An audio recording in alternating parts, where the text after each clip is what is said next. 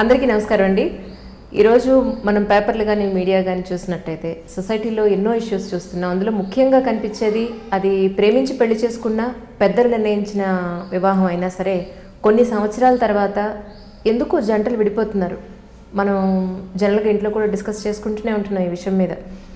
మన అమ్మలో మన అమ్మమ్మలో ఇన్నాళ్ళు కలిసి ఉన్నాం, మేము ఇంత ఇన్నాళ్ళు కాంప్రమైజ్ అయ్యి ఉన్నాం, ఇదేమిటమ్మా ఇలా జరుగుతుందని మనం మాట్లాడుకోవడం వింటూనే ఉన్నాం.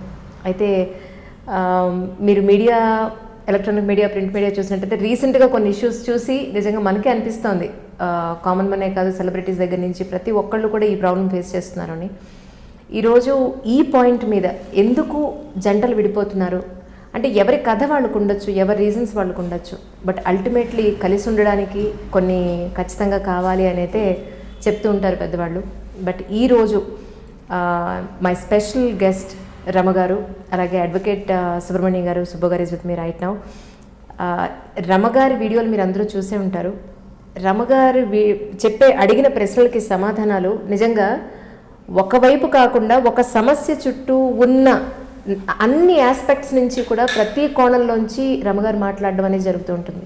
సో ఈ టాపిక్ మాట్లాడాలి అని అనుకున్నప్పుడు ఫస్ట్ గుర్తొచ్చింది రమగారే. సో ముందైతే ఇద్దరికి వెల్కమ్ చెప్పేద్దాం. రమగారు నమస్కారం అండి. నమస్తే. సుబ్రహ్మణ్యం గారు, సుబ్బు గారు నమస్కారం.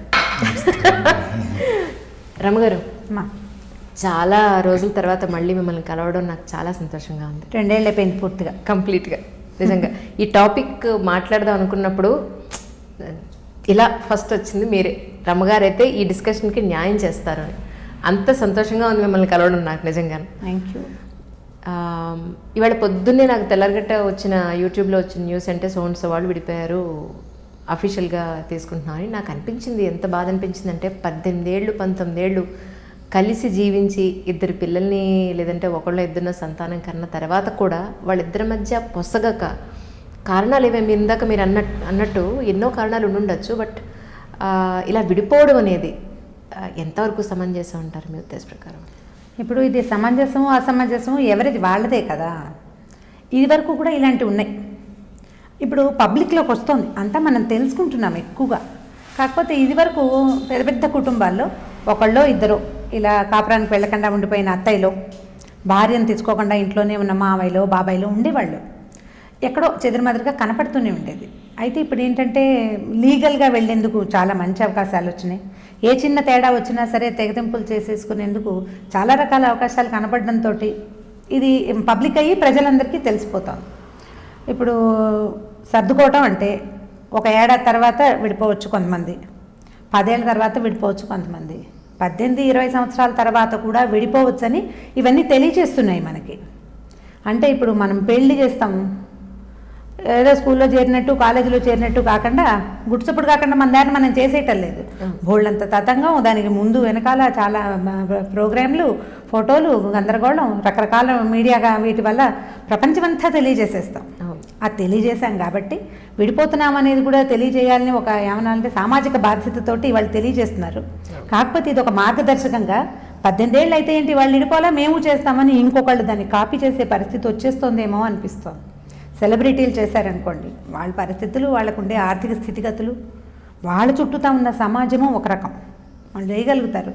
దాన్నే కొంచెం సామాన్యులు కూడా కాపీ చేస్తే కనుక వీళ్ళు లైఫ్లో సరిగా ఉండగలుగుతారా లేదా అనేది అది ఎప్పటికీ ప్రశ్నే. అవకాశాలు ఉన్నాయి కాబట్టి అంత ఇమడలేని పరిస్థితి ఉంటే తప్పకుండా డైవోర్స్ తీసుకోవచ్చు, అందులో అనుమానము లేదు. మనకి చట్టం ఇచ్చిన అవకాశాన్ని తప్పకుండా దాన్ని అవైల్ చేయొచ్చు. కాకపోతే పిడుక్కి బియ్యానికి ఒకే మంత్రంలాగా పెద్దది లేదు, చిన్నది లేదు, సంవత్సరాలు ముందుకెళ్ళిపోయినాయని లేదు, కొత్తగా పెళ్ళైన వాళ్ళని లేదు, పిల్లలు ఉన్నారని లేదు, లేరని లేదు, అందులో కుటుంబం లేదు. మీరు పెళ్లి చేసుకునేటప్పుడు అందరినీ అడిగే కదా చేసుకుంటారు. కుటుంబం అంతా కలిసి ఉంటుంది, చుట్టాలు పక్కాలు. ఇప్పుడు మనబోటి వాళ్ళు కూడా సెలబ్రిటీస్ పెళ్ళిళ్ళు చేసుకుంటుంటే అందరం యూట్యూబ్లోనో టీవీలోనో చూస్తున్నాం. మనందరికీ ఆన్సరబుల్ కాదు వాళ్ళు. అది లేదు నైతికమైన బాధ్యత. నువ్వు పెళ్లి చేసుకునేటప్పుడు ధూమ్ధామని చేసుకున్నావు, నాకు ఇది నచ్చింది అది నచ్చింది బోళ్ళని చెప్పావు. విడిపోయేటప్పుడు నువ్వు ఆ కారణాలు చెప్పగలవా? బయటికి చెప్పుకోలేని కారణాలు ఉంటుంటాయి వీటికి. పబ్లిక్ చేయకుండా ఉంటే సరిపోతుంది కదా, ఊరుకోవచ్చు కదా నిశ్శబ్దంగా, ఎవరి గుహల్లో వాళ్ళు ఉండొచ్చు కదా. ఎందుకు పబ్లిక్ చేయడం అనిపిస్తుంది నాకైతే.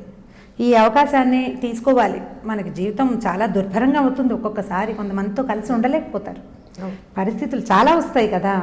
సామాజికమైనవే కాదు, సంసారంలో ఇద్దరు భార్యాభర్త ఒక ఇంట్లో ఉంటే వాళ్ళ మధ్య ఏం జరుగుతుంది అనేది వాళ్ళిద్దరికి తప్పిస్తే మూడో మనిషికి తెలిసే అవకాశం ఉండదు. నిజం.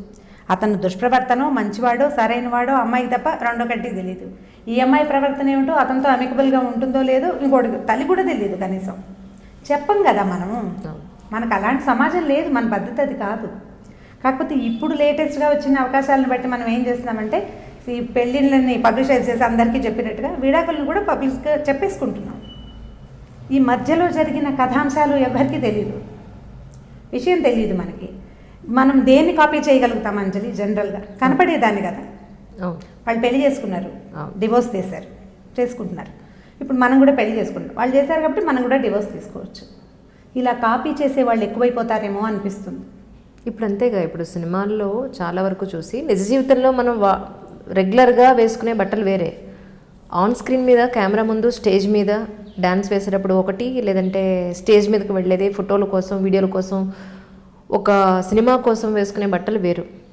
కానీ ఇప్పుడు ఏమైపోతుంది, అదే మనం బయట చూస్తున్నాం, బయట కూడా అవే బట్టలు వేసుకుని తిరుగుతున్నారు కదా. వాళ్ళు ఏమనుకుంటున్నారంటే మేము కూడా సెలబ్రిటీస్ అన్నట్టు ఫీల్ అవుతున్నారా, లేకపోతే అసలు నిజ జీవితంలో సెలబ్రిటీస్ కూడా ఇలా వేసుకోరు అన్న విషయం వాళ్ళు గుర్తించట్లేదా?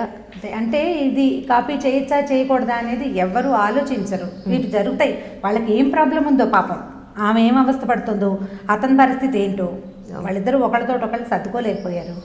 అవకాశం ఉంది, చట్టం అవకాశాలు ఇచ్చింది మనకి, తీసుకోండి. కనీసం పబ్లిషైజ్ చేయబోకండి దాన్ని. నువ్వు పెళ్లి చేసుకునేటప్పుడు మా పర్మిషన్ అడగలేదు కదా, పబ్లిక్ని అడిగేవా నువ్వు? పెళ్ళి అని పెట్టారు అంతే కదా. ఫలానా వారి అబ్బాయితోకి మా అమ్మాయి నుంచి పెళ్లి చేస్తున్నామని తండ్రి గారు చెప్పాడా? ఏం లేదు, వాళ్ళిద్దరిది పెళ్ళి అని పత్రికలో వేశారు, చూసాము. కొన్నాళ్ళు బాగానే కలిసి ఉన్నారు, వాళ్ళిద్దరు కలిసి సినిమాలు తీశారు, షికార్లు వెళ్ళారు, ఏదో ఊరు వెళ్ళారు, గుళ్ళు గోపురాలు తిరిగారు, ఎవరికో సహాయం చేశారు, గుళ్ళని మంచి మంచి కార్యక్రమాలు చేశారు. సడన్గా వన్ ఫైన్ డే విడిపోతున్నామని మాకెందుకు చెప్పడం? మేము సామాన్యంగా తెలుసుకుంటాం. ఇట్లా ప్రత్యేకంగా చెప్పడం వల్ల జనం కాపీ చేస్తారేమో అనిపించేస్తుంది. నా మటుకు నేనైతే అట్లా ఫీల్ అవుతాను. ఎందుకంటే పేపర్లలో కానీ టీవీలలో కానీ వచ్చే విషయాలు ఒకటి చూస్తామా, సీరియస్ ఇష్యూ, కొన్ని రోజుల తర్వాత అలాంటి ఇష్యూస్ 5-6 కనపడతాయి. వీరు నాతో అగ్రి అవుతారని భావిస్తాను నేను. చాలా ఇష్యూస్ అవి అబ్యూజింగ్, ఇవి తర్వాత ఫ్రెండ్స్ని మోసం చేయటం, డబ్బులు ఇతరుల డబ్బుల్ని కొట్టేయటం, అలాంటివన్నీ మనం పేపర్లో ప్రత్యేకంగా వార్తలుగా చూసిన ఒక విషయం అమ్మో అనుకునే వాళ్ళం ఇది వరకు. అలాంటి అమ్మోలు ప్రతిరోజు చూడాల్సి వస్తుంది. ఎలా ఒకటి నుంచి ఒకడు నేర్చుకుంటున్నారు కదా, క్యాజువల్ అయిపోయి ఇది కూడా అంతే, ఇది చాలా కామన్ అయిపోయింది అన్నట్టుగా అయిపోయింది. ఇది కూడా అంతే.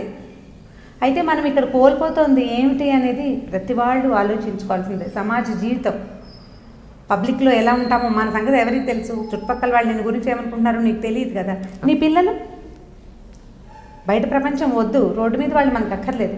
వీళ్ళిద్దరి మధ్య నలిగిపోతారు ఆ పిల్లలు. ఒకవేళ వీరి సంగతి కాదు, జనరల్గా ఇలా డివోర్స్ తీసుకున్న వాళ్ళు అమ్మ ఒక పెళ్ళి నాన్న ఇంకొక పెళ్ళి చేసుకుంటే ఈ మధ్యలో ఉన్న పిల్లలు, కనీసం టీనేజ్కి వచ్చేసిన పిల్లల మానసిక పరిస్థితి ఏంటి?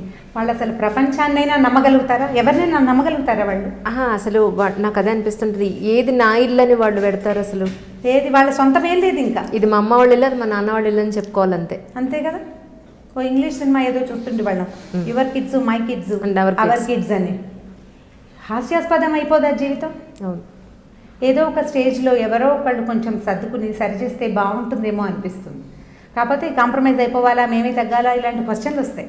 వివాహం అంటేనే సర్దుబాటు. ఒక బంధం అంటే బంధంతో పాటు బాధ్యత ఉంటుంది. బాధ్యత అంటే బరువు, ముయ్యాలి దాన్ని మోయాలి. అదే పెళ్ళంటే. ఏదో కొన్ని రోజులు కలిసినో నచ్చకపోతే నీ బిజినెస్ ఇది, నా బిజినెస్ నాది, ఇలాగా విడిపోవడం ఎట్లా కుదురుతుంది? దానికి ఇంత ప్రచారం ఎందుకు, ఇన్ని ఫోటోలు ఎందుకు? అందరినీ నువ్వు వేద మంత్రాలంటావు, ఆశీర్వచనాలంటావు, అందరూ అక్షంతలేసి ఆశీర్వదిస్తారు. ఇదంతా వేస్ట్ కాదు? ఎందుకు ఈ ప్రయత్నం అంతా చేస్తున్నాం మనం? పెళ్ళికి ఎంత అర్థం ఉంది మన వ్యవస్థలో. పెళ్ళి ఎంత పెద్ద బంధం, ఎంత పెద్ద స్టెప్. పెళ్ళికి రెడీ అవ్వటమే ఇప్పుడు ఒక పెద్ద వ్యవహారంగా కనిపిస్తుంది. ఏమంటారు, మేము ఇంకా పెళ్ళికి రెడీ కాలేదని చెప్తున్నారు పిల్లలు.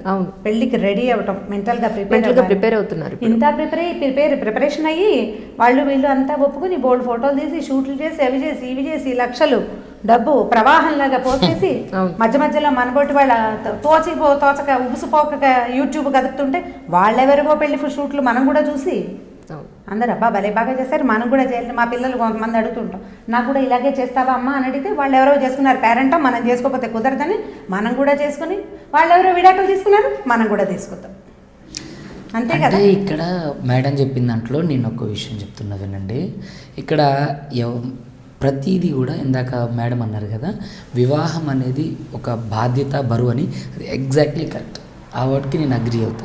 ఇంకోటి ఏంటంటే ఈ వివాహ బంధం అంటే భారతదేశ సాంప్రదాయం ప్రకారం వివాహ బంధం అనేది, వైవాహిక జీవితం అనేది ఒక గొప్ప పవిత్రమైనటువంటి బంధం. అది heaven, marriages are made in heaven అంటారు కదా. అలా నిజంగా వీళ్ళు ఒక బరువుని మోయాలి ఖచ్చితంగా.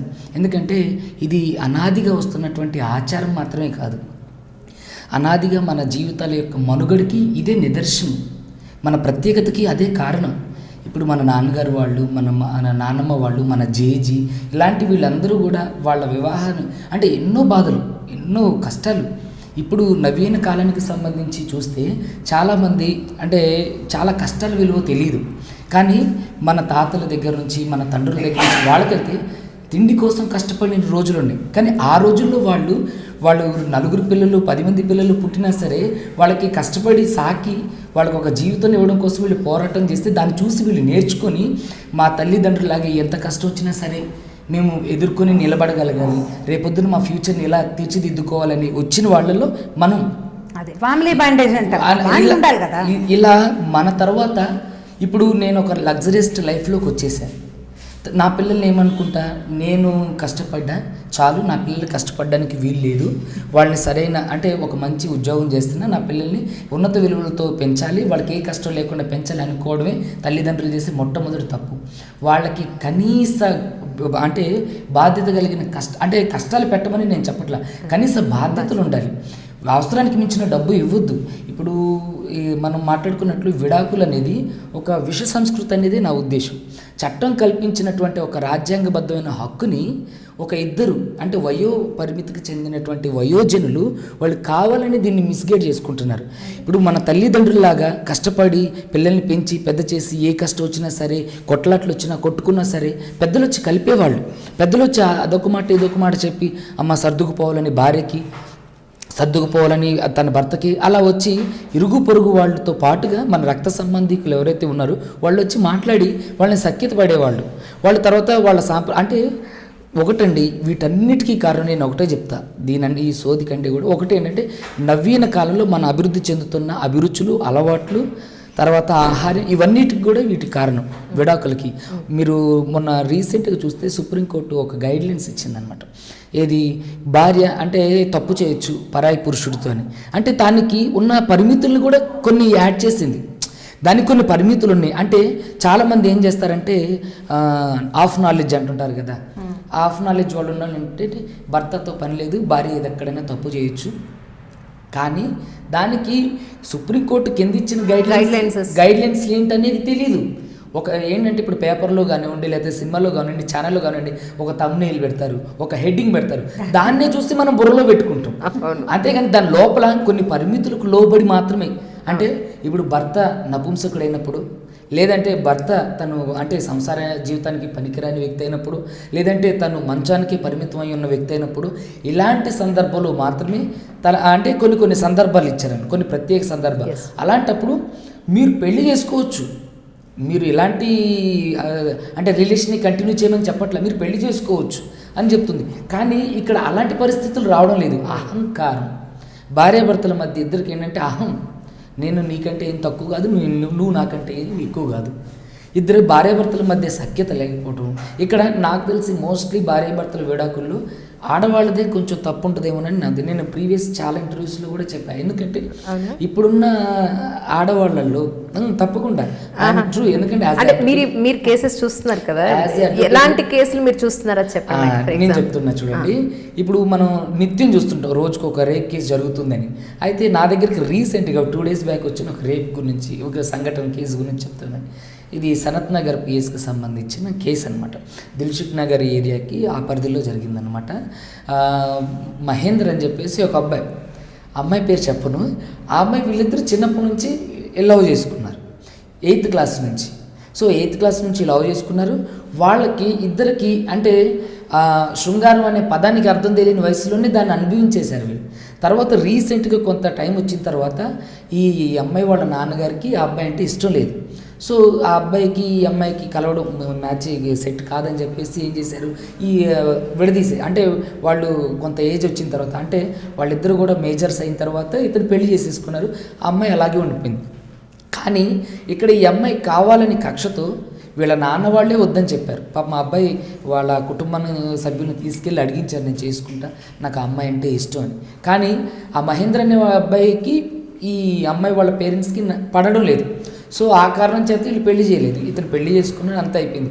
ఈ అమ్మాయి ఏం చేసింది, ఇతను ఎలాగైనా సరే నన్ను పెళ్లి చేసుకోవడా అనే ఒక ఇంటెన్షన్ లోపల మనసులో పెట్టుకుని ఇతను ఎప్పుడు ఎవరూ లేని సమయంలో ఈ అమ్మాయి ఆ అబ్బాయి వాళ్ళ ఇంటికి వెళ్ళి నన్ను పాడు చేశాడని చెప్పేసి కేసు ఫైల్ చేసింది. రీసెంట్గా ఇప్పుడు అతను చర్లపల్లి జైల్లో చెంచల్గూడ జైల్లో ఉంటూ నేను నిన్ననే వెళ్ళి కలిసి వచ్చాను. నేను మాట్లాడితే అతను ఏడుస్తుండే బోర్న, సార్ నాకు అది ఏ తప్పు లేదు, నేను ప్రతి విషయంలో కూడా. అలాగే ఇంకొక కేసు చెప్తున్నా వినండి. అతను సినిమా ఇండస్ట్రీలో పనిచేస్తారు, ఆఫీస్ అసిస్టెంట్ సమేదో నాకు తెలియదు. అతను ఏం చేశారంటే అతను ఒక అమ్మాయి దిల్సుఖ్ నగర్, ఈ సంఘటన కూడా అక్కడ ఒక అమ్మాయిని ప్రేమించారు. వీళ్ళిద్దరూ ప్రేమించి పెళ్లి చేసుకున్నారు. అయితే పెళ్లి చేసుకోలేదు, ప్రేమించుకున్నారు. ఈ అమ్మాయికి ఈ అబ్బాయికి నచ్చడం లేదు. ఇప్పుడు అతను మొహం కొట్టాడనేది నేను బహిరంగంగా చెప్పలేని నిజం. కానీ ఆ అమ్మాయికి ఇతనికి పడడం లేదు. ఆ అబ్బాయి నేను పెళ్లి చేసుకుంటా అని చెప్పేసి అని అంటే, నువ్వంటే నాకు ఇష్టం లేదు, నేను మా బావని పెళ్లి చేసుకోవాలనుకుంటున్నా, నువ్వు నా దగ్గరికి వస్తే మాత్రం నీ మీద కంప్లైంట్ ఫైల్ చేస్తా అని చెప్పి ఈ అబ్బాయి ఆ అమ్మాయి మీద ప్రేమ చచ్చిపోక అంటే చావక ఆయన ఏం చేసిండు, నేను మీ వాళ్ళతో వచ్చి మాట్లాడతా, నేను మాట్లాడిన కాల్ రికార్డ్స్ ఉన్నాయి, నేను మీ వాళ్ళకి పంపిస్తాను ఇసరికి చల్లు కథం. ఈ అమ్మాయిలు దిల్సుఖ్ నగర్ పోలీస్ స్టేషన్లో కేసు పెట్టింది. ఆ అబ్బాయి రేప్ కేసు కింద జైలుకి వెళ్ళి రీసెంట్గా వచ్చిండు, మొన్న బెయిల్ తీసుకొచ్చిండు. ఇలా కోకొలండి చాలా. ఇక్కడ అమ్మాయిలు ఎలా ఉన్నారు అని అంటే మొత్తం అమ్మాయిలు. ఎందుకంటే ఇప్పుడు నేను ఒక ఆడపిల్ల తండ్రిని, ఇట్లా ప్రతి విషయాలు అంటే నేను కనకుండానే 2 ఆడపిల్లలు నాకు. అంటే నేను ఏమంటున్నానంటే ఆడపిల్లల వ్యవస్థ, వాళ్ళ మనస్తత్వం, వాళ్ళ ఆహార్యం, వాళ్ళ అలవాట్లు, అభిరుచులు అన్నీ కూడా తల్లిదండ్రులు చిన్నప్పటి నుంచి అబ్జర్వ్ చేస్తున్నప్పటికీ కూడా వాళ్ళు చిక్కడు దొరకడు అన్నట్టుగా తల్లిదండ్రుల కళ్ళే కప్పి వీళ్ళు చేయాల్సిన వేషాలన్నీ వేసేస్తుంటారు. సో ఇక్కడ విడాకులు అనేది ఒక 2 వయోజనులు వాళ్ళ అంగీకారంతో తీసుకుంటాను అనే దానికంటే ముఖ్యంగా ఆ విడాకులు తీసుకోవడానికి కారణం పునాది అనేది వాళ్ళ బాల్యంలోనే పడుతుంది. ఎందుకనంటే సినిమా ఒక ఫ్యాషన్. దాంట్లో ఏం చేస్తారు, 3 గంటల సినిమాలు అప్పటికప్పుడే చిన్న నుంచి పెద్దగా అయిపోతారు, జాబులు చేసేస్తారు, అనుకున్నది 5 నిమిషాలు సాధించేస్తారు, పెళ్లి చేసుకుంటారు, ఎండ్ కార్డు పడుతుంది. అలాగే ఊహించుకుంటారు పిల్లలు. మా జీవితం కూడా ఇలానే ఉండాలి, మా భర్త హృతిక్ రోషన్లా ఉండాలి, అల్లు అర్జున్లా ఉండాలి. ఎందుకుంటారు? ఇప్పుడు అందరూ హృతిక్ రోషన్, అల్లు అర్జున్ అంటే నువ్వు ఖచ్చితంగా కరిష్మా కపూర్వో లేదంటే హిలియానానో అయి ఉండాలి కదా. సో ఇక్కడ ఏంటంటే ఆలోచనలో తేడా అండి, అభిరుచిలో తేడా.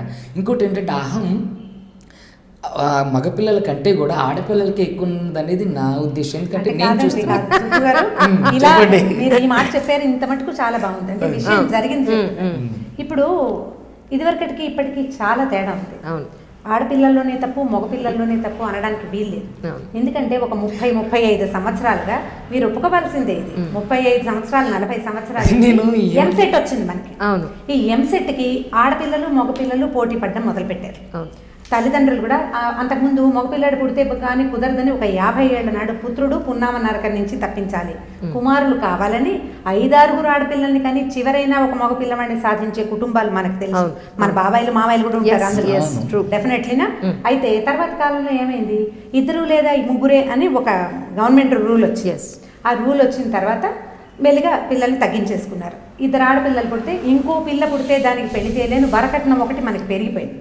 అందుకని 2 ఆడపిల్లలతోటే ఆగిపోయిన వాళ్ళు ఈ కన్న 2 పిల్లల మీద మమకారంతో వీళ్ళని ముందుకు చదివించాలి, అవకాశాలు ఉన్నాయి చదువుకునేందుకు, పిల్లల్ని చదివించడం మొదలుపెట్టారు. క్రమంగా అమ్మాయి డిగ్రీ చదివితే చాలు నుంచి ఎంబీబీఎస్, ఇంజనీరింగ్, ఆ తర్వాత పై పరీక్షలు, ఆ తర్వాత ఫారిన్ వెళ్ళటము, తర్వాత కంపెనీలు హ్యాండిల్ చేయటం, ఆ తర్వాత ఇప్పుడు సొంతంగా గ్రాడ్యుయేషన్ ఇంజనీరింగ్ అయిన ఆడపిల్లలు కనీసం 100 మంది సొంత కంపెనీలు పెట్టుకుంటున్నారు. తమ కంపెనీల్లో తమతో చదివినటువంటి మగపిల్లల్ని అపాయింట్ చేసుకోగలిగే కెపాసిటీ కలిగి ఉంటున్నారు. అవకాశాలు ఉన్నాయి చదువుకునే. Yes, yes. ఇప్పుడు ఈ పరుగు పందెంలో ఏమైంది, ఆకాశంలో సగం నేను అనే భావన పూర్తిగా వచ్చిందా? అవును. ఇప్పుడు ఇద్దరు 50-50. ఏంటి వీడు ఎక్కువ, అవును. ఏం ఎక్కువ, ఎక్కడ ఎక్కువ? మన ఇద్దరం కలిసి ఎంసెట్ రాసాం, ఇద్దరం కలిసి ఎల్కేజీలో పోటీ పడ్డాం, నీకు సెకండ్ నేను ఫస్ట్. అయితే 10th క్లాస్ లో మేడం నేనే first. నేను ఒకటి చెప్తున్నా వినండి. ఇంటర్మీడియట్ లో నేనే కాదు సుబ్బు గారు, ఇది ఆ, పూర్తయ్యాక ఒక నిమిషం, మాట్లాడుతున్నాను నేను. complete చేద్దాం. నన్ను Complete complete చేద్దాం. అవ్వనివ్వండి. Yes. ప్రతి పోటీ పరీక్షలో ఆడపిల్లలు సమానంగా వస్తున్నారు. అవును. ఇటీవల కాలంలో IITs లో కానీ దేంట్లో అయినా ఆడపిల్లలకి సీట్లు రాలేదు, మగపిల్లలకి ఏమొచ్చినాయని ఒక్క పేపర్లో చూసామమ్మా. ఈవెన్ సివిల్ సర్వీసెస్ లో కూడా సివిల్ అమ్మాయిలు సర్వీసెస్ లో కూడా పైగా అత్యంత చిన్న వయస్కులు IAS అయిన వాళ్ళు కూడా స్త్రీ. Yes yes. ఇప్పుడు ఈ అమ్మాయి ఇంత చదువుకుని లొంగి ఉండాల్సి వస్తుంది, చూశారు? Mm.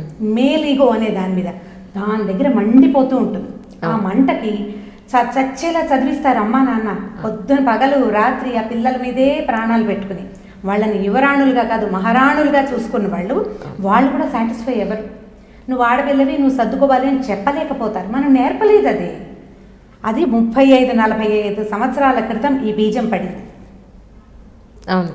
నాకు యాక్టివిస్టులు తెలుసు, ఏమంటున్నారు? బోర్డుల మీద నేను స్కూల్కి వెళ్ళే రోజులంటే ఇప్పటికి కనీసం 43-47 ఇయర్స్ బ్యాక్ సంగతి చెప్తున్నాను నేను. నాకు 5 ఏళ్ల వయసు అప్పటి నుంచి నేను చూస్తున్నా ఇద్దరు లేదా ముగ్గురు అనేది ఈ ఎర్ర త్రికోణం బొమ్మ. మీరు నా తర్వాత కూర్చుంటారు ఖచ్చితంగా. ఆయన చూడలేదు, ఈయన నాటికి ఆయనకి తెలుసు వాళ్ళిద్దరు ముగ్గురు. నేను చెప్తున్నాను, మేము 9 పిల్లలు, 9 మంది సంతానం మేము. మా అక్కయ్యలందరికీ ముగ్గురు ఇద్దరే, నాకు కూడా ఇద్దరే పిల్లలు. మా పెద్ద అక్కయ్యకి 4, రెండో అక్కయ్య దగ్గర నుంచి 3, నా మూడో అక్కయ్య దగ్గర నుంచి, అంటే నేను పుట్టేసరికి మా అక్కయ్య డిగ్రీ ఫైనల్ ఇయర్లో ఉంది, మా మూడో అక్కయ్య. ఓహో, రియల్ అండి, ఇందులో అబద్ధమేం లేదు. అవును. మొహమాట పడాల్సిన పని లేదు. మేము పాతరానికి చెందిన వాళ్ళం. అప్పుడు మా మూడో అక్కయ్యకి 2 పిల్లలు, నాకంటే 1.5-2 ఏళ్ళే చిన్నపిల్ల మా అక్కయ్య కూతురు. అక్కడి నుంచి స్టార్ట్ అయ్యి 2 మేము చూసాం. తర్వాత ఇప్పుడు ఒక్కటే పిల్ల. ఇప్పుడు ఒక్క యువరాణిని నేను కంటే దాన్ని నేను IAS దాకా బంగారు తల్లిలాగా కంటి రెప్పల మీద కూర్చోబెట్టుకుని కాపలా కాసి దాన్ని చచ్చేలా చదివించి 100 మంది మగపిల్లల మధ్య ఒక్క ఆడపిల్లని నేను IAS చేస్తే ఇది మొగుడు దగ్గర లొంగి ఉండాలా? ఎందుకు అలాంటి పరిస్థితులు ఉన్నాయి ఇప్పుడు. మా అమ్మాయి క్వీన్ కాదు. ఈ క్వీన్ ఎవరి దగ్గరైనా లొంగి ఉండాల్సిన అవసరం ఏమిటనిపిస్తుంది? మగవాళ్ళు అనేసరికల్లా ఇప్పుడు వీరు చెప్పిన పాయింటే, ఎప్పుడు పెళ్లి మగవాడికి ఎప్పుడు ఆడది లోకువే, ఇది వైఫ్. అటు భర్త భార్య అనే 2 పదాలు ఉన్నాయి చూసారా? ఇప్పుడు నేను వీరి సంస్కృతం తెలీదు, నాకు అది వచ్చు. భర్త అంటే భరించువాడు, వాడు భరించేవాడు కాబట్టి ఇది బరువు. దీన్ని దించచ్చు, వంచచ్చు, పడకబెట్టచ్చు, పారేయచ్చు. ఈ భావన లేకుండా మగపిల్లలు ఉన్నారు అని మనం చెప్పలేకపోతాం. వీరు చెప్పిన కేసులు నిజమే, ఇట్లాంటి కేసులు 100 చూస్తూనే ఉంటాం. కానీ ఇప్పటికీ వరకట్నం ఉంది. ఇప్పటికీ ఎంత తీసుకున్నా సరే ఇంకా ఒకటి పట్టుకురాని అత్తవారిళ్ళకి దేవిరించే మగ వెధవలు కోకొల్లలు ఉన్నారు. వాళ్ళు నాకు ఇవ్వటం ఏంటి, పిల్లనిచ్చారు అని సిగ్గుపడటం లేదు, సిగ్గు లేదు జాతికి, అడుగుతూనే ఉంటారు. దాని మీదే హత్యలు జరుగుతున్నాయి, దాని మీదే ఆత్మహత్యలు జరుగుతున్నాయి. అపార్ట్ ఫ్రమ్ దిస్, దీంతో పాటుగా ఆడపిల్లలు అహంకరించో లేకపోతే మాట్లాడుకునే సావకాశం చేత కాక, ఆ రకమైన ఎడ్యుకేషన్ లేక, ఇంట్లో పెద్దవాళ్ళు నాయనమ్మలు అమ్మమ్మలు ఎవరు లేక సాయిదాగా ఉండటం ఎలాగో, మనతో ఉన్నటువంటి రెండో వాడిని లైన్లో పెట్టడం ఎట్లా అనేది తెలుసుకోక, వాడి దౌష్ట్యానికో లేకపోతే వాళ్ళ అహంకారానికో తల వంచలేక తెంపేసుకుందాం అనుకునేవాడు 50% ఉన్నారు. అవును. కానీ రమ్మగారు మీరు చెప్పండి, ఇప్పుడు ఆడ మగ భార్య భర్త అనేవాళ్ళు ఒక కుటుంబానికి ఇద్దరు అవసరమే. ఎవరు తక్కువ కాదు, ఎవరు ఎక్కువ కాదు. నేను రీసెంట్గా చూస్తున్నాను, వైఫ్ లేని ఒక సింగిల్ హస్బెండ్ లైఫ్ని చూస్తే ఇంటిలో అసలు ఇంకా ఒక 7 లేచినట్టే ఇంకా ఇల్లు అలా ఉంటుంది. ఇంకా హస్బెండ్ లేకపోయినా అమ్మాయి పిల్లలతోటి అన్నీ చేసుకోగలుగుతుంది, కానీ వైఫ్ లేకుండా లేదా అసలు ఆ హస్బెండ్ ఒక్కడు ఏమి చేసుకునే పరిస్థితి కూడా లేదు. అలాంటి ఒంటరి జీవితాలను కూడా నేను చూసాను రీసెంట్గా. అంటే నేను అనేది ఏంటంటే, ఆ సంసారానికి లేడీ అనేది ఎంత ఇంపార్టెంటో జెంట్ అనేవాడు అంతే ఇంపార్టెంట్. ఇది ఎందుకు గ్రహించట్లేదు జనాలు? గ్రహించట్లేదంటే మేల్ ఇగో అంటాను నేనైతే. ప్రధానమైన పాయింట్ అది. తర్వాత ఇంకేంటంటే ఆర్థిక అసమానతలు, పెంపకంలో లోపాలు, తాము పెరిగిన వాతావరణం, అమ్మాయిలు పెరిగిన వాతావరణం, ఇద్దరు మాట్లాడుకుని పని చేసుకోవాలనే దృక్పథంలో అమ్మాయి ఉందనుకోండి, ఆడది దానికి చెప్పేది ఏమిటని మగవాడు ఉండొచ్చు. అతని పెంపకం అది, అతను బ్రాట పట్ల ఉన్నప్పుడు ఇక మనం చేయగలిగేది. పెళ్ళంటే 2 వేరు జీవితాలు ఒక చోటకి రావడం. వీళ్ళిద్దరికి ఆర్థికమైన అసమానతలు ఉంటాయి, పెంపకంలో లోపాలు ఉంటాయి, చదువుల్లో లోపాలు ఉంటాయి. అబ్బాయి బ్రైట్ అయ్యి అమ్మాయి డల్ అవ్వచ్చు, లేదా అమ్మాయే చాలా బ్రైట్ అయ్యి అబ్బాయి మామూలు వాడు అవ్వచ్చు. వీళ్ళిద్దరూ కలుస్తారు. కలిసేసరికల్లా ఈ తేడాలు ఉన్నాయి చూసారా, కొంచెం కొత్త హుమ్మస్సులో తెలియదు. కొంచెం జీవితం ముందుకెళ్ళేసరికల్లా అవి పెద్ద పెద్దవిగా కనపడతాయి. ఒకళ్ళనొకళ్ళు చిన్నబుచ్చుకుంటారు, క్షమించుకోలేకపోతారు. పెళ్ళి అంటే ఒకటి బాధ్యత కాదు, ఒక బాధ్యతే కాదు, ప్రధానమైనది ఒకళ్ళనొకళ్ళు ఒప్పుకోవటం. ఇతను ఇంతే, అతనికి తెలియదు అని నేను యాక్సెప్ట్ చేసేస్తే గొడవ ఉండదు. ఇతను ఇలా ఎందుకున్నాడు అని ప్రశ్నించి మీ అమ్మలాగా మీ నాన్నలాగా అని అన్నారనుకో, ఆ చిన్నతనాన్ని మగవాళ్ళు భరించలేకపోతారు. ఎంతసేపు గుచ్చుతుంటే కష్టంగా ఉంటుంది కదా. ఈ మగవాళ్ళకి ఏంటంటే టెస్టోస్టెరాన్ ఎక్కువగా ఉంటుంది. వీళ్ళకి కోపం వస్తే ముందు ఆడాళ్ళకేమో నోరు పడిపోతుంది, కళ్ళ నీళ్ళు వచ్చేస్తాయి. మగవాళ్ళకి చెయ్యి కాలు విసిరేస్తారు. ఒప్పుకుంటారా మీరు? తప్పకుండా. కానీ నేను ఇక్కడ ఒకటి చెప్తున్నాను, చెప్పండి. కొట్టేసిన ఆడవాళ్ళు ఉంటారు, కొట్టిన మగవాడే ఉంటారు. నేను అదే చెప్తున్నా చూడండి, మేడం చెప్పినట్లు అస్సలు జరగదండి. నూటికో కోటుకో, అది కూడా మేడం టైంలో, మా మదర్ టైంలో, ఇప్పుడు మన టైం, మా టైంలో అయితే అసలు లేదు. ఇప్పుడు మ్యారేజ్ అనేది ఒప్పుకోలు అన్నారు కదా, అది 100% కరెక్ట్. ఇంకొకటి ఏంటంటే ప్లస్ మైనస్ కలిస్తేనే పవర్ అనేది పాస్ అవుతుంది. ఇప్పుడు మీ క్వీన్, మీరు బంగారు బొమ్మ అనుకోండి, క్వీన్ అనుకోండి, మహారాణి అనుకోండి, ఏదైనా అనుకోండి, కానీ ఒక భర్త దగ్గరికి కాపురానికి పంపించేటప్పుడు మీరేం చెప్తారు? అమ్మ అబ్బాయి ఇట్లా ఉన్నప్పుడు, కోపం వచ్చినప్పుడు నువ్వు తగ్గి ఉండు, నువ్వు మరి అలాంటి ఎందుకు చెప్తారు? అమ్మ నువ్వు క్వీన్వి, నువ్వు మహారాణివి, నీతో పాటు ఒక 5గురు పరివారాన్ని పంపిస్తున్నావు, వెళ్ళిపో, నీకు ఏమంటారు ఆస్థానంగా ఉండడానికి నీకు పని మనిషిని, నీకు హెయిర్ డ్రెస్సర్ని ఇట్లా పంపించవచ్చు కదా. ఇట్లా కాదు, మీరు క్వీన్లా ఊహించుకొని పెంచుకున్నారు తప్ప క్వీన్ అనేవాళ్ళు ఎవరు ఇక్కడ లేరు. ఇంకోటి ఏంటంటే మీ క్వీన్ని చేసుకోవడానికంటే ఆడు రాజే కదా. ఇప్పుడు క్వీన్ చేసుకునేవాడు ఎవడు? పనివాడు తోటమాలి చేసుకుంటాడా? అదే వచ్చేసింది అదే కదా. ఇప్పుడు నేనేమంటున్నానంటే ఇప్పుడు చూడండి మేడం, ఫిజికల్గా కూడా అబ్బాయిలు అమ్మాయిల కంటే స్ట్రాంగ్. ఖచ్చితంగా, అందులో అనుమానం ఏం లేదు. నేను అమ్మాయిల కంటే యాక్టివిస్ట్ లా మన మీద ధ్వజమెత్తారేమో చూడండి. ఇప్పుడు శారీరక బలాలు ఒప్పుకోవాల్సి, ఎందుకమ్మా 15 ఏళ్ళ అమ్మాయి ఉంది, 15 ఏళ్ళ మగ పిల్లాడు ఉన్నాడు. ఒక చంటి పిల్లని ఆడుకోమని ఆడిపించమంటే మనం అబ్బాయి చేయలేడు, అమ్మాయి చేయగలుగుతుంది. ఓ 25 కేజీలు బస్తా ఇక్కడి నుంచి తీసి అక్కడ పెట్టమంటే అమ్మాయి చేయలేదు, మగపిల్లాడు చేయగలుగుతారు. ఎవరి ఎబిలిటీస్ వాళ్ళవి ఉంటాయమ్మా, అవి తప్పదు కదా. నేనేమంటానంటే ఇప్పుడు ఒప్పుకోవాల్సిందే. అమ్మాయి మీరు చెప్పినట్టుగానే ప్లస్ మైనస్ కలిస్తేనే ఇది అదే నేను చెప్పడం పూర్తవలేదండి.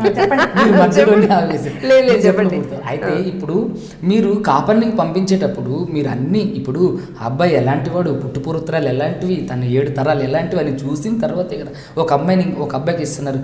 అంటే మీ దృష్టిలో అతను ఫిట్, అతను అన్ని విధాల మంచి వ్యక్తి, సమబుజ్జి అని ఆలోచించిన తర్వాతనే కదా మీరు ఇచ్చి పెళ్లి చేసేది. అలాంటప్పుడు వీళ్ళిద్దరి మధ్య గొడవలు వచ్చినప్పుడు మరి మీరెందుకని మీ కూతురుకి చెప్తున్నారు? అమ్మ కొద్దిగా తగ్గుండు, అత్తమామలకి ఇది సేవ చెయ్యి.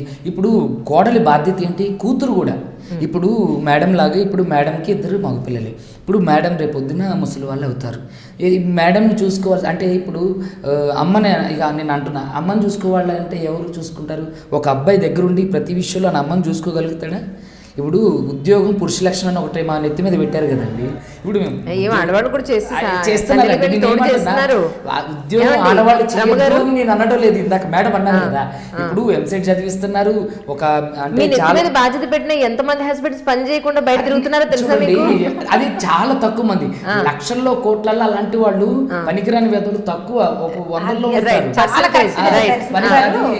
చాలా తక్కువ మంది ఉంటారు. కానీ భార్యని భరించే భర్తలు లక్షల కోట్లలో ఉన్నారు. మీరు చూడండి, ఇప్పటికి కూడా నేనేం చెప్తాను, ఎక్కే ఆడపిల్లలు, విడాకులకి పూర్తిగా కారణమయ్యే ఆడవాళ్ల పర్సెంటేజ్ కూడా తక్కువే. అది ఉంది, ఇది కూడా ఉంది. యాజ్ ఏ టీచర్గా మీరు మనస్తత్వాన్ని చదవగలుగుతారు, కానీ యాజ్ ఏ అడ్వకేట్గా, ఉన్నత న్యాయస్థానానికి సంబంధించిన అడ్వకేట్గా నేను చాలా, ఇప్పుడు మీరు చూసినట్లయితే నా సమాజ సేవ అంతా ఆడపిల్లలకి, వృద్ధులకి, వితంతువులకి, తర్వాత అంటే ఒంటరి మహిళలకి, వీళ్ళకే నేను ఎక్కువ ఫోకస్ చేస్తాను. కానీ వీళ్ళకి ఫోకస్ చేసేటప్పుడే నాకు తెలిసింది ఈ విషయాలన్నీ. ఇక్కడ ఏంటంటే ఆడవాళ్ళు చాలా మంచి వాళ్ళు ఉన్నారు. ఇప్పుడు మా అమ్మ ఆడామె, కానీ మా అమ్మగారిని మా నాన్నగారు కొడితే వెంటనే లగేజ్ సర్దుకొని పుట్టింటికి వెళ్ళిపోయి రే నేను రానురా కాపురానికి, నువ్వు నన్ను వచ్చి తీసుకొని వెళ్ళు, నా కాళ్ళు పట్టుకో అవి అని చెప్పి మా అమ్మగారు ఆర్డర్ పాస్ చేయాల. మా అమ్మగారు తిండి పెట్టుకోకుండా ఒకవేళ కొట్టినా సరే. ఇప్పుడు ఇంకో మన పక్కన ఇంకొక యాక్టివిస్ట్ ఉంటే అంటే కొడితే పడితేనే కొడితే పడాలా అంటారు. కన్క్లూజన్ రాకుండానే మీరు నాకు ఏదో ఆపాదిస్తారు. కన్క్లూజన్ చెప్పండి. ఇప్పుడు కొడితేను లేకపోతే నువ్వు పడాలను ఇక్కడ అనడం లేదండి. ఇప్పుడు నేను రేపు పొద్దున నా ఆడపిల్లని వేరే వాళ్ళ ఇంటికి వచ్చినా వాడు కొట్టినా నేను ఊరుకోను. అరే నేను ఇన్ని సంవత్సరాలు బంగారు బొమ్మలాగా పెంచుకుని నీకు ఇచ్చిన నా కూతురి నువ్వెలా కొడతారో వెధవ అని చెప్పి నేను తిడతా, నేను అపోజ్ చేస్తా. కానీ ప్రతి విషయంలోని ప్రతిసారి కొట్టుకున్నప్పుడల్లా నేను వెళ్తే ఏమవుతుందంటే అతనికి ఈ భర్త అనేవాడు ఎవడైతే అంటే పురుషుడు అనేవాడికి ఏంటంటే ఏంటి నా జీవితం ఇది, ఇప్పుడు థర్డ్ పార్టీ ఇన్వాల్వ్మెంట్ వల్లే ఇక్కడ విడాకులు అనేవి జరగడానికి అవకాశం ఉంది. భార్య భర్తలు కొట్టుకున్నారు తిట్టుకున్నారు, వాడిని వదిలేయాలి అంతే. వాళ్ళు అంటే మరీ కొట్టుకొని తిట్టుకొని అది తీవ్ర స్థాయిలో తీవ్ర రూపం దాల్చేంత వరకు తల్లిదండ్రులు అనేవాళ్ళు వెయిట్ చేయొద్దు. వాళ్ళ మధ్యలో ఒక స్థాయి గొడవ వరకు మీరు మాట్లాడకుండా ఉండాలి. అమ్మాయి అణిగి మణిగి ఉండాలి అనేది నా ఉద్దేశం. అంతే విధంగా అమ్మాయికి అన్ని విషయాల్లో అవకాశాలు కల్పించాలనేది నా మాట. ఇప్పుడు అమ్మాయి తగ్గి ఉండడంలో తప్పేంటి చెప్పండి. ఇప్పుడు పురుషుడు అనేవాడు తగ్గి ఉంటాడు. ఇప్పుడు వాడికి మీరు చెప్పండి. ఇంకొక యాక్టివిస్ట్ ఉంటే అమ్మాయి ఎందుకు తగ్గుండాలి, అబ్బాయి అట్లాంటప్పుడు ఇక వివాహ వ్యవస్థ వైవాహిక జీవితం అనేది నడవదండి. ఇప్పుడు నేను ఇందాకే అన్నా కదా, అమ్మాయి తగ్గుండాలి అనే దాని గురించి ఏంటంటే అమ్మాయికి బాధ్యతలు అటు ఇప్పుడు ఒక పురుషుడు తప్పు చేసింది అనుకోండి తన కుటుంబమే సఫర్ అవుతుంది. కానీ అమ్మాయి ఏదైనా తప్పు చేసింది అనుకోండి అటు అమ్మాయి తరపు కుటుంబం ఇటు అబ్బాయి తరపు కుటుంబం తలగా ఎత్తుకోలేరు. ఇప్పుడు అమ్మాయి మీరు ఎలా చెప్తున్నారంటే అబ్బాయి తప్పు చేసినా పర్వాలేదని, అబ్బాయి తప్పు చేసినా పర్వాలేదని నేను అనడం లేదండి. అబ్బాయి తప్పు చేస్తే ఖచ్చితంగా శిక్షించాల్సిందే, నేను తప్పు అని అంట. కానీ మీ మధ్య ఏమన్నా మనస్పర్ధలు వచ్చినప్పుడు భర్తని రాకాసిలాగా ఇట్లా ఏమంటారు లంకిని శంకిని డాకిని లాగా నువ్వు మీద పడిపోయి అరిచేస్తే ఎక్కువ కేసులు చూస్తున్నట్టున్నారు. అట్లాంటి లేదండి. కానీ ఇప్పుడు ఇక్కడ మన ఉద్దేశం ఏంటంటే విడాకులు ఎందుకు తీసుకోవాల్సిన పరిస్థితులు వస్తున్నాయని మన కాన్సెప్ట్. నేను అదే చెప్తున్నాను. ఇది తల్లిదండ్రులే నేర్పిస్తూ అంటే తల్లిదండ్రుల దగ్గరే పునాది పడుతుంది. అంటే వాళ్ళకి తెలిసి అమ్మ నువ్వు పెద్దదిగా విడాకులు తీసుకో అని ఏ తల్లిదండ్రులు చెప్పరు. అంటే వీళ్ళ అమ్మాయిలు కొంచెం వీళ్ళ ఆలోచన అనేది చాలా విస్తృతంగా ఉంటుంది. వీళ్ళు అనేక రకాలుగా ఆలోచన చేస్తుంటారు. సో ఇక్కడ అమ్మాయిల యొక్క పెంపకం అనేది తల్లిదండ్రులు ప్రతి క్షణం అబ్జర్వ్ చేయలేరు. సో అలాగే అబ్బాయిల వల్ల కూడా విడాకులైన కేసులే ఉన్నాయి మోస్ట్లీ. అంటే తక్కువ అంటే ఉన్నాయి. అట్లని చెప్పేసి అమ్మాయిలు నేను తప్పు అనడం లేదండి. ఇక్కడ పునాది అనేది పెంపకం దగ్గర పడుతుంది. వాళ్ళ ఆహార్యం పైన, వాళ్ళ విధి విధానాలపైన, వాళ్ళ వ్యక్తిగతం పైన, వాళ్ళ అభిరుచులపైన ఆధారపడి విడాకులు జరుగుతున్నాయి. ఇప్పుడు నేనున్నాను అనుకోండి, నేను 10th క్లాస్ చదివేటప్పుడు నా way of behaviour, way of living style ఎలా లేదు. నేను ఒక అడ్వకేట్ అయిన తర్వాత నా way of behaviour, way of living style, cost of living ఇదంతా మారిపోయింది. అంటే నువ్వు కూతురుగా ఉన్నప్పుడు కుటుంబ వ్యవస్థలో నువ్వు ఒక కూతురుగా అంటే నువ్వు ఒక మ్యారీడ్ ఉమెన్ కాకముందు నీ ఇష్టారాధ్యం నీ తల్లిదండ్రులు నువ్వు ఏ చేసినా భరించగలుగుతారు. కానీ ఒక వివాహ వ్యవస్థ ఒక బలమైన పునాది పైన కట్టబడింది ఇది. ఇప్పుడు మన సనాతన ధర్మంలో ఇది ఒక భాగం. ఇప్పుడు భార్య అనే ఆమె అంటే ఈ విడాకులు తీసుకుంటానని పోయి ముందుకు వెళ్ళి చేసిన కేసులే నేను మోస్ట్లీ చేసేది కూడా చాలా. నేను ఆడవాళ్ళ పక్షపాతం అయినా సరే నేను ఇలా ఎందుకు మాట్లాడుతున్నాను, జరిగేవన్నీ అవే. మీకు ఎన్ని ఎగ్జాంపుల్స్ నా దగ్గర ఉన్న కేసు నెంబర్స్ ఏమన్నా ఇస్తా, మీరు చెక్ చేసుకునే అవసరం అయితే.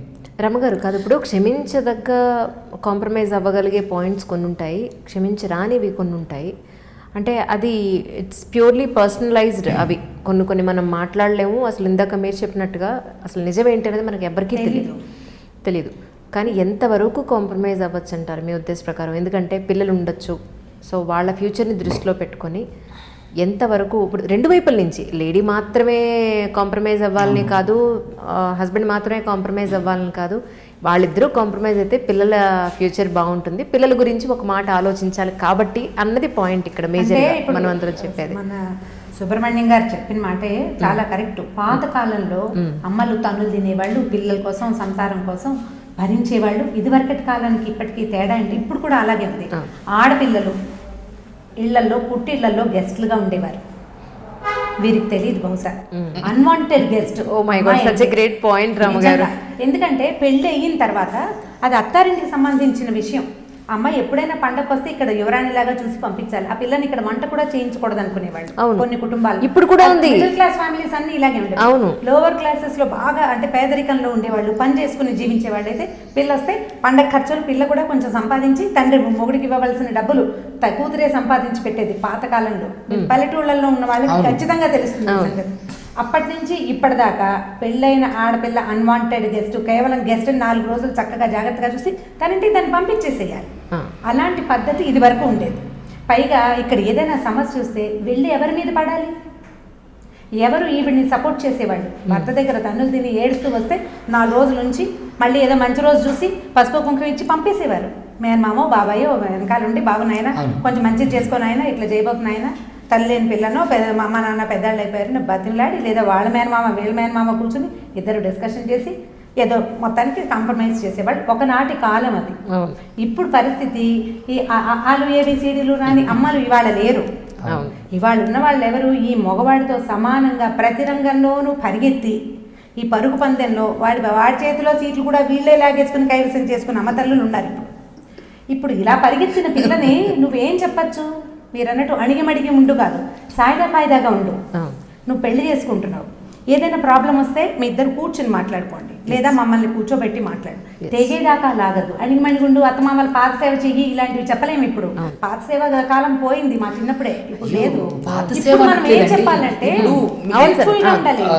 ఫ్యామిలీ అనేది చాలా ముఖ్యమైనది. వివాహం మనం ఎందుకు చేస్తున్నాం? పెళ్లి చేసే ముందే ఇప్పుడు మాట్లాడుకునే అవకాశాలు ఉన్నాయి. ఆడపిల్ల మగ పిల్లడు శుభ్రంగా మాట్లాడుకుంటారు. పైగా వీరన్నట్టుగా అటేడు తరాలు ఇటేడు తరాలు ఇప్పుడు చూడట్లేదు, టైం కూడా చూడట్లేదు. ఇప్పుడు ఏం చేస్తున్నాం మనము? మ్యాట్రిమోనీలు రకరకాల అన్ని కులాల వారీగా మ్యాట్రిమోనీలు ఉన్నాయి. ఫ్రెండ్స్ ద్వారా లేదా స్నేహితులు, క్లాస్మేట్స్, ఆఫీస్లో కలీగ్స్ పెళ్ళిళ్ళు చేసేసుకుంటారు. అందులో జాతి మత వైషమ్యాలకు తావులేదు, అసలు ఇష్టం ఎలా కావాలంటే అలా పెళ్లి చేసేసుకుంటున్నారు. ఇప్పుడు ఇలాంటప్పుడు వాడికి ఏం చూపిస్తాడో అమ్మాయిలు కానీ అమ్మాయి లేదా అమ్మాయి ఏం చూపిస్తుందో అబ్బాయి కానీ అదే చూస్తారు. వీళ్ళ లోతుపాతులు ఎవ్వరికి తెలియదు. ఇవాళ రేపు మరి వీరు అవునో కాదో లవ్ మ్యారేజెస్ కూడా సమానంగా ఫెయిల్ అవుతున్నాయి. ఇప్పుడు ఎట్లా మనకి అరేంజ్డ్ మ్యారేజెస్ ఫెయిల్ అవుతున్నాయో దాంతో సమానంగా లవ్ మ్యారేజెస్ కూడా సంవత్సరాల తరబడి స్నేహితులుగా ఉన్నవాళ్ళు, తర్వాత ప్రేమించుకుని పెళ్లి చేసుకుని కలిసి ఉండేవాళ్ళు ఇద్దరు. ఇందులో ఏంటంటే ఆడపిల్లలు కొన్నిటిని ఆడవాళ్ళు సహిస్తారు. ఇదివరకటి కాలంలో భార్యలే ఒప్పుకుని భర్తలకి 2వ పెళ్లిళ్ళు చేసేసుకోమని చెల్లెళ్ళను కూడా చేసేసిన రోజులు కూడా ఉండేవి పాతకాలంలో. ఇప్పుడు ఇలాంటి మోసాలని సహించలేకపోతారు మగవాళ్ళు, ఆ మోసాన్ని సహించలేరు. ఇది ఒక సమస్య. ఉద్యోగాల వల్ల సమస్య, వేరు ప్లేసుల్లో పనిచేయాల్సి రావటం, స్థాయి భేదాలు అందులో. తర్వాత ప్రధానమైనది కుటుంబ నేపథ్యం. పెళ్లి చేసుకునేటప్పుడు ప్రేమించుకునేటప్పుడు ఒకళ్ళ మొహాలు ఒకళ్ళే చూసుకుంటూ ఉంటారు. ఇంకా కొన్ని కేసెస్ వీరి దగ్గరకు వచ్చే కేసులు వేరు, మన దగ్గరకు వచ్చేది వేరు కదా. ఆ అమ్మాయి ఒక ఆవిడ నాకు చెప్పారు, అమ్మాయి పీజీ చేస్తారు, అతను ఆల్రెడీ పీజీ అయ్యింది. ఈ అమ్మాయికి మంచి చోట సీట్ వచ్చింది, అతనికి కొంచెం మంచి చోట రాలా సీటు, ఏదో సుమారైన కాలేజ్. ఈ వాళ్ళిద్దరు కొంచెం చదువుకునే రోజుల్లో ఫ్రెండ్షిప్గా ఉన్నప్పుడు ఆ అమ్మాయి స్నేహితురాలతో ఇతను కొంచెం ఎక్కువగా ఇన్వాల్వ్ అవుతూ ఉండేవాడు, తెలుసు తనకి. అయినా సరే అతనే కావాలని ఇంట్లో బలవంత పెట్టి పోరాడి పెళ్లి చేసుకున్నాక తమ పెళ్లితో పాటు అతని ఫ్రెండ్షిప్ కూడా నడుస్తూనే ఉందని ఆ అమ్మాయికి 1.5-2 ఏళ్ళకి తెలిసింది. అప్పటికి అమ్మాయి పీజీ అయిపోయింది, అతను పీజీ ఫైనల్ ఇయర్లో ఉన్నాడు. తను లేనప్పుడు తన ఫ్రెండ్ తన ఇంట్లో ఉంటుందనే సంగతి ఆవిడకి తెలిసింది. మానేస్తాడు అనుకున్నాను అంటుంది. కాదు, నువ్వు ఎట్లా నమ్మేవమ్మా అని నేను అడిగితే, ఏమో అంటే అప్పుడు నాకు తెలియలేదు, ఒక పిచ్చి ప్రేమ, వాడిని ఒక వదలలేని తను పొసెసివ్గా ఫీల్ అవుతారు, ఈ బొమ్మ నాది అని. స్నేహితురాల చేతుల నుంచి లాక్కుంటున్నాను అనుకుంది ఆవిడ. ఆల్రెడీ ఆ వీడి పీక పడితే దాని చేతిలో ఉందనే సంగతి గుర్తించలేదు. ఇప్పుడు ఈ పెళ్లి ఫెయిల్ అవుతుందా సక్సెస్ అవుతుందా చెప్పండి? Obviously fail. ఇప్పుడు ఇందులో ఆడవాళ్ళ సాయదా మగవాళ్ళదా? తెలివి తక్కువ ఆడవాళ్ళది, 100% తెలివి తక్కువ ఆడవాళ్ళు. ఇట్లాగే ఇలాగా మగవాళ్ళకి బ్యాడ్ హ్యాబిట్స్ ఉన్నాయని తెలిసి కూడా వాళ్ళతో స్నేహంలో ఉంటారు, తర్వాత ప్రేమించుకుంటారు, హ్యాబిట్ పెరిగిపోతుంది. ఈ లోపల ఉద్యోగాల్లో సక్సెస్ అవ్వకపోతే హ్యాబిట్ ఎక్కువైపోతుంది, దాన్ని నిరంతరం భరించాల్సి వస్తుంది. స్నేహితులుగా ఉన్నప్పుడు ఏమిటి, ఎవరిళ్లలో వాళ్ళు ఉంటారు, అప్పుడప్పుడు కలుసుకుంటారు, తెలియదు, బాగానే ఉంటుంది. ఒకే ఇంట్లో ఉండాల్సి వచ్చేసరికల్లా ఈ హ్యాబిట్స్ కానీ దౌష్ట్యం కానీ వాళ్ళలో ఉండే బ్లాక్ ఇవి ఉంటాయి కొన్ని నీడలు నల్లటివి, అవన్నీ ప్రత్యక్షంగా చూడాల్సి వస్తుంది. అప్పుడు ఇంకా రెండో దారి ఉండదు. ఇప్పుడు రెండో దారి లేదు. ఇప్పుడు వీళ్ళు ఏం తెలుసుకున్నారు, ఒకళ్ళ ఫ్యామిలీ గురించి ఒకళ్ళు ఏమి తెలుసుకోరు. ఒకవేళ ఫ్యామిలీలో ఏమైనా ఇబ్బందులు ఉన్నాయనుకో ఎవరు చెప్తారండి? ఎవరైనా చెప్తారా? ఎవ్వరూ చెప్పరు. ఒకవేళ మన ఇద్దరం ఎదురుబెదురు కూర్చున్నాం, మీ మొహం నిండా మసి ఉందని చెప్పడానికి నేను కూడా మొహమాట పడతాను. అవును, నిజం. మొదట్లో మాట్లాడతాం, మనం బాగా క్లోజ్ అయ్యాక అప్పుడు మాట్లాడతాం. అవును, ఈ క్లోజ్ పెళ్ళి అయిపోయింది అనుకోండి, ఇక అప్పుడు మసి మిగులుతుంది. అవును. మిగిలేదేంటి? అవును. అదే కదా జరిగేది. ఇది వరకట్లాగా సంబంధాలు చూడడం, మీ పెద్దాళ్ళు వెళ్ళి మాట్లాడుకోవటంలు అవి చాలా తగ్గిపోయింది. ఇవి ఇమీడియట్ పెళ్ళిళ్ళు. కొంతమంది అమెరికా నుంచి వచ్చి 5-6 పిల్లల్ని చూసి ఒక పిల్లని సెటిల్ చేసుకుని పెళ్లి చేసుకునేవాళ్ళు. అమెరికా నుంచి వచ్చిన ఆడపిల్లలు కూడా 6-7 అబ్బాయిలతోటి మాట్లాడి ఒక అబ్బాయితో పెళ్లి చేసుకునే వాళ్ళు కూడా ఉన్నారు. ఇప్పుడు పెద్ద తెలుసుకునేది ఏముందమ్మా ఇందులో? ఏం లేదు. మనం తెలుసుకోవాల్సింది, తెలియజేయాల్సింది ఏంటంటే ఈ పరుగు పందెంతో పాటు జీవితం అనేది ఒక పెద్ద మ్యాటర్ అని. అది పిల్లలకి కాదు తెలియవలసింది, పేరెంట్స్. నువ్వు వేసే స్టెప్పే సరైంది కాదని పేరెంట్స్ పిల్లలకి చెప్పగలగాలి. లేదా ఈ నడుస్తున్న నడక ఏదైతే ఉందో ఇది మన ఒక ఫ్యామిలీ, ఇందులోకి వెళ్తావు, నువ్వు ఈ ఎంటర్ అయ్యేదాన్ని నువ్వు సరిగ్గా చేసుకో, సజావుగా ఉండు. రేపొద్దున ఏదైనా తేడా పాడా వస్తే ఇలా తెంపేసి ఎన్ని చోట్ల ముళ్ళు కట్టిస్తాం మనం? అవును, డివోర్స్ తీసుకోవచ్చు. అందరూ ఇప్పుడు నెక్స్ట్ వచ్చే వాళ్ళైనా మనకు అన్ని నచ్చే గుణాలే ఉంటాయన్న గ్యారంటీ లేదు కదా. ప్రధానమైంది రిస్క్ అనేది ఎప్పుడూ ఉంటుంది పెళ్లిళ్ళల్లో. నేను ఎప్పుడో ఒక వీడియో చేసి పెళ్లి ఇప్పుడు గ్యాంబ్లింగే, చాలా రోజుల క్రితం చేస్తాను, ఎప్పుడు గ్యాంబ్లింగే. అది రెండు పంది వేస్తాము, 2 పడుతుందో 1 పడుతుందో తెలియదు వెదోది. మనకేమైనా గ్యారంటీ ఉందా? విసిరావు నువ్వు 4 గవ్వలు, 2 పడాలని ఆస్పైర్ చేస్తావు, లోపల బోల్డ్ అంతా ఊహిస్తావు, ఎఫర్మేషన్స్ బోల్డ్ ఉంటాయి. 2 పడాలి, 2 పడిన తర్వాత అప్పుడు ఆకుపచ్చటి చెట్లు, తర్వాత పైనుంచి వెన్నెల, ఇక్కడ సెలయేరు, బోల్డ్ ఊహిస్తావు. అది 1 పడితే మొత్తం ఊహంతా పోయిందా? ఎంత ఊహిస్తాం పెళ్ళంటే, ఆడవాళ్ళైనా మగవాళ్ళైనా. మగవాడికి ఒక సెక్యూర్డ్ హాయ్ ఫ్యామిలీ లైఫ్, ఆడవాళ్ళకి ఒక సెక్యూర్డ్ బ్యూటిఫుల్ లైఫ్. ఆడపిల్లలు తమని సంతోషంగా ఉంచేవాళ్ళు కావాలని కోరుకుంటారు. మగవాడు తనతో పాటు చక్కగా నడిచే సహచరి కావాలని కోరుకుంటారు. వాళ్ళు జాగ్రత్త పడాలి. ఈ నడుస్తున్నది ఒకవేళ ఇది ఒక్క కాలు మీదే నడుస్తుంది, అయినా దాన్ని నడిపించాలి. కుంటిదో గుడ్డిదో మనం చేసుకున్నాము, దీన్ని మనం భరించాలి, నేను భర్తని అనే ఇంగితం మగపిల్లలకి ఉండాలంటే ముందు పేరెంట్స్కి ఉండాలి. ఆడపిల్లలకి ఇప్పుడు ఎవడో ఒకరిని సెలెక్ట్ చేసుకున్నాం, వీడు ముళ్ళ దారిలో తీసుకెళ్తాడు, ఏ దారిలో తీసుకెళ్తాడు, కాళ్ళు జాగ్రత్తగా వేసుకుని నడవడం నేర్చుకోవాలి. మనం ఆలోచించుకోవాలి. మొదట ఆలోచించి నువ్వు దిగు. ఆ మొదట ఆలోచన లేకుండా అప్పటికప్పుడు హుమ్మస్సులో చేసేది. పోనీ ఈ హుమ్మస్సు టీనేజ్ పెళ్ళిళ్ళు అనుకోండి, పాపం వాళ్ళకి ఏం ఆలోచన లేదు, చిన్నతనం కదా, బాగా ఎదగరు, మనసుకి తెలియదు, ఎప్పుడు కలర్ఫుల్ థింగ్సే తెలుస్తాయి టీనేజ్లో. దాని వెనకాల ఉన్న చీకటి అర్థం కాదు. 24 ఏళ్ళు, 26 ఏళ్ళు, 30 ఏళ్ళు వచ్చాక అప్పుడు కూడా నువ్వు అలా చిన్నతనంగానే ఉంటావా? అప్పుడైనా నువ్వు ఎందుకు ఆలోచించవు? కనపడే ఈ రంగుల స్వప్నం వెనకాల ఏముంది అనేది ఆలోచించి దానికి రెడీ అయ్యి దూకేసేయాలి. ఈ రెడీ చేసే బాధ్యత డెఫినెట్గా పేరెంట్స్దే. ప్రతిసారి తల్లి తండ్రి తమదైన వేరువేరు ప్రపంచాల్లో ఉండిపోతున్నారు ఇప్పుడు.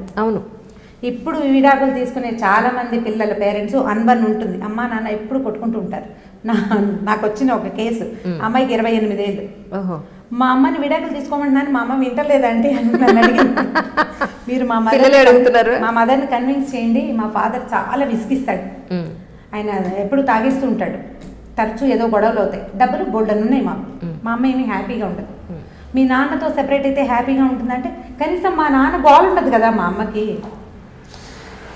ఈ పాయింట్ మీద ఉన్నారు. అయితే ఇప్పుడు మేడం ఇందాక ఏమన్నారు, బాధ్యత భరించాలి అని చెప్పేసి అని అన్నారు. ఇప్పుడు అలాంటివి చెప్తే నేను 100 చెప్తానండి. ఇప్పుడు వచ్చిన కేసు చెప్తున్నారు, అక్కడికి ఎందుకండి, ఎల్బీ నగర్ కోర్టులో నేను వేసిన కేసు, 2 పిల్లలు, ఒక అబ్బాయి యూఎస్లో ఉంటారు, ఒక అమ్మాయి ఆమెతోనే ఉంటారు. ఇన్కమ్ ట్యాక్స్ రిటర్న్ అంటే ఐటీ దాడులు జరుగుతున్నాయని చెప్పేసి భయపడి ఆ అమ్మాయి పేరు మీద, అంటే వాళ్ళ వైఫ్ పేరు మీద 3 అంతస్తు బిల్డింగ్ రాసేస్తే అంతా అయిపోయిన తర్వాత నువ్వు నా భర్తవే కదని బయటకు నెట్టేస్తే అతను కోర్టు మెట్లు ఎక్కిండు. మరి ఇలాంటివి ఎన్ని జరుగుతున్నాయి ఇక్కడ? ఒక వ్యక్తి, ఇప్పుడు ఒక పర్సన్ అనేవాళ్ళు కేవలం మంచి వాళ్ళే ఉండరు, అలాగని కేవలం చెడ్డవాళ్ళే ఉండరు. మంచి చెడు కలిస్తేనే ఒక మనిషి. ఆ మనిషి మంచిని తీసుకో. ఇప్పుడు మేడం అన్నట్లు టీనేజ్లో ఉన్నప్పుడు, లేదంటే నీతో ప్రేమలో ఉన్నప్పుడు నీ దగ్గర ఉన్న ఏ లోపం కనపడదు అంటే అది మీదే తప్పు, అమ్మాయిదే తప్పు. ఇప్పుడు నువ్వు ఈ రోజు కనిపించిన తప్పు నీకు పెళ్ళైన తర్వాత ఎందుకు ఒక ఏమంటారు ఒక మొత్తం దారుణంగా కనిపిస్తుంది? తప్పు నీదే కదా. ఇక్కడ అట్లని చెప్పేసి ప్రతి అబ్బాయిలు అలా ఉండరు. ఇప్పుడు చాలామంది మీరు చూడండి, ఉస్మానియా యూనివర్సిటీ, మాణిక్యేశ్వర్ నగర్ బస్తీలు, తర్వాత అమీర్పేటలో, అదేవిధంగా స్టూడెంట్ పాపులేటెడ్ ఏరియాస్లో చూడండి చచ్చేటట్టు కష్టపడుతున్నారు మగపిల్లలు. ఏంటి 30 సంవత్సరాలు వచ్చినా సరే పెళ్లి చేసుకోవడానికి ముందుకు రావట్లేదు, ఎందుకంటే భయపడుతున్నారు నేను ఏం పెట్టి నా భార్యని పోషించగలగాలి అని. అంటే అంత పరిపక్వత వచ్చిన యూత్లో ఇలాంటివి ఎందుకు జరుగుతాయండి? కేవలం ఇక్కడ ఏంటంటే నువ్వు నేను సమానం, నేను నీకంటే ఏం తక్కువ కాదు అనే ఒక అహంభావం ఎప్పుడైతే స్త్రీలలో ఏర్పడుతుందో అప్పుడే ఈ వీళ్ళ మధ్య క్లాషెస్ అనేవి ఏర్పడతాయి. ఇంకొకటి ఏంటంటే వీళ్ళ మధ్య మోస్ట్లీ నేను చూసిన దాని ప్రకారం అయితే అహంతో చాలా జరిగితే ఆ తర్వాత ఈ వీళ్ళకి మధ్య అనుమానం, అక్రమ సంబంధాలు ఉండే అన్న భావన, ఆ అనుమానంతో మోస్ట్లీ జరుగుతున్నాయి. ఇంకా కానీ ఇక్కడ ఈ వీళ్ళ మధ్య ఏంటనంటే నవీన భావజాలం, తర్వాత అభివృద్ధి చెందుతున్నటువంటి మన సోషల్ మీడియా కానివ్వండి, ఫోన్ కానివ్వండి. అక్కడి వరకు ఎందుకంటే నేను ఉస్మానియాలో న్యాయ విద్యార్థిగా ఉన్నప్పుడు 1 GB డేటా 90 రూపాయలు పెట్టి కొనుక్కుంటే అమ్మో బాబోయ్ 90 రూపాయలు 1 GB డేటా, దీన్ని నెలంతా ఎలా వాడుకోవాలి అని వెంటనే వాట్సాప్ చాట్ చేసుకొని దాన్ని వెంటనే మళ్ళీ డేటా ఆఫ్ చేసి జైలు పెట్టేసుకున్నాం. కానీ ఈరోజు అలా లేదు పరిస్థితి. రోజుకు 1.5 GB ఫ్రీ. అలాంటప్పుడు నేను ఏం చేస్తానంటే అవసరానికి మించిన డబ్బులు ఉన్నప్పుడు, అవసరానికి మించిన అవకాశాలు ఉన్నప్పుడు, అవసరానికి మించి తప్పు చేయడానికి ఎన్నో దారులు ఉన్నప్పుడు తప్పకుండా నేను చేస్తాను. ఇందులో స్త్రీలు పురుషులు అనే తేడా లేదు, ఖచ్చితంగా ఇందులో లింగభేదం అనేది ఏం లేదండి. తప్పు చేయడానికి ఇద్దరు తప్పు చేస్తున్నారు. కానీ పురుషుడు చేసిన తప్పు మనం ప్రాథమికంగా తీసుకుంటే సంసారాలను నిలబడలేదు. అదే విధంగా స్త్రీ చేసే తప్పు, అదే చెప్తున్నాను నేను ఇందాకన్నా, ఒక స్త్రీమూర్తి చేసే తప్పు 2 కుటుంబాలకి ఇంపాక్ట్ చూపిస్తుంది. అంతేకాకుండా వాళ్ళకి పుట్టిన సంతానం మీద ఎఫెక్ట్ పడుతుంది. ఇప్పుడు అమెరికా లాంటి దేశాల్లో కాంట్రాక్ట్ పెళ్ళిళ్ళు ఎందుకు జరుగుతున్నాయండి? వాళ్ళకి అవగాహన లేదు. వాళ్ళకి మనలాగా ఒక వివాహ బంధం మీద బలమైన పటిష్టమైన నమ్మకం లేదు. మనలాగా వివాహ బంధం అంటే మన పెద్దలు నువ్వు ఏనతోనే నీ అంటే పాతకాలంలో మేడంకి తెలిసి ఉండి ఆ ఎత్తి మీద పడితే అంటే ఆ వాకిలే నువ్వు ఊడ్చాలి, నువ్వు చనిపోయేంత వరకు నువ్వు అక్కడే ఉండాలి అంటే. అదే చెప్తున్నా 50 years బ్యాక్ ఇంతే ప్రపంచం. ఇప్పుడు మనం ఎన్ని రకాల మార్పులు వచ్చినాయి, ఎన్ని అవకాశాలు వచ్చినాయి, ప్రపంచం ఎంత మారిపోయింది. ఇంత మారినా ఇదే భావజాలంతో ఉంటామంటే కుదరదు. మరి ఇప్పుడు నేను అదే కుదరదు. అందుకని ఏం చెప్పాలి, మీరు చెప్తున్నా సరిగ్గా మీరు చెప్పిన మాటలే, మన ఇద్దరం ఒకటే విషయాన్ని మీరు ఇందాక ఆ స్టైల్లో చెప్పలా. ఇప్పుడు అబ్బాయిలు ఇలా చేశారు, ఇలా ఉండాలి, మీరు క్వీన్ లాగా ఉండాలి అని అంటే మీ క్వీన్కి సరైన ఈడు జోడి మీరు తయారు చేసిన ఇంకొక రాజుని, ఒక కింగ్ని తీసుకురండి. ఇప్పుడు విభిన్న మనస్తత్వాలని తీసుకొచ్చి ఒక దగ్గర కలపాలంటే ఖచ్చితంగా వాళ్ళ మధ్య కొంత క్లాషెస్ వస్తుంది. మేడం ఏం చెప్తున్నారు అంటే మన పాయింట్ విడాకులు తీసుకోవాల్సిన పరిస్థితులు ఎందుకు వస్తాయని. కానీ ఇక్కడ మేడం నేను స్త్రీ పక్షపాతిని కాదు అంటూనే స్త్రీ పక్షపాతం చూపిస్తున్నారు.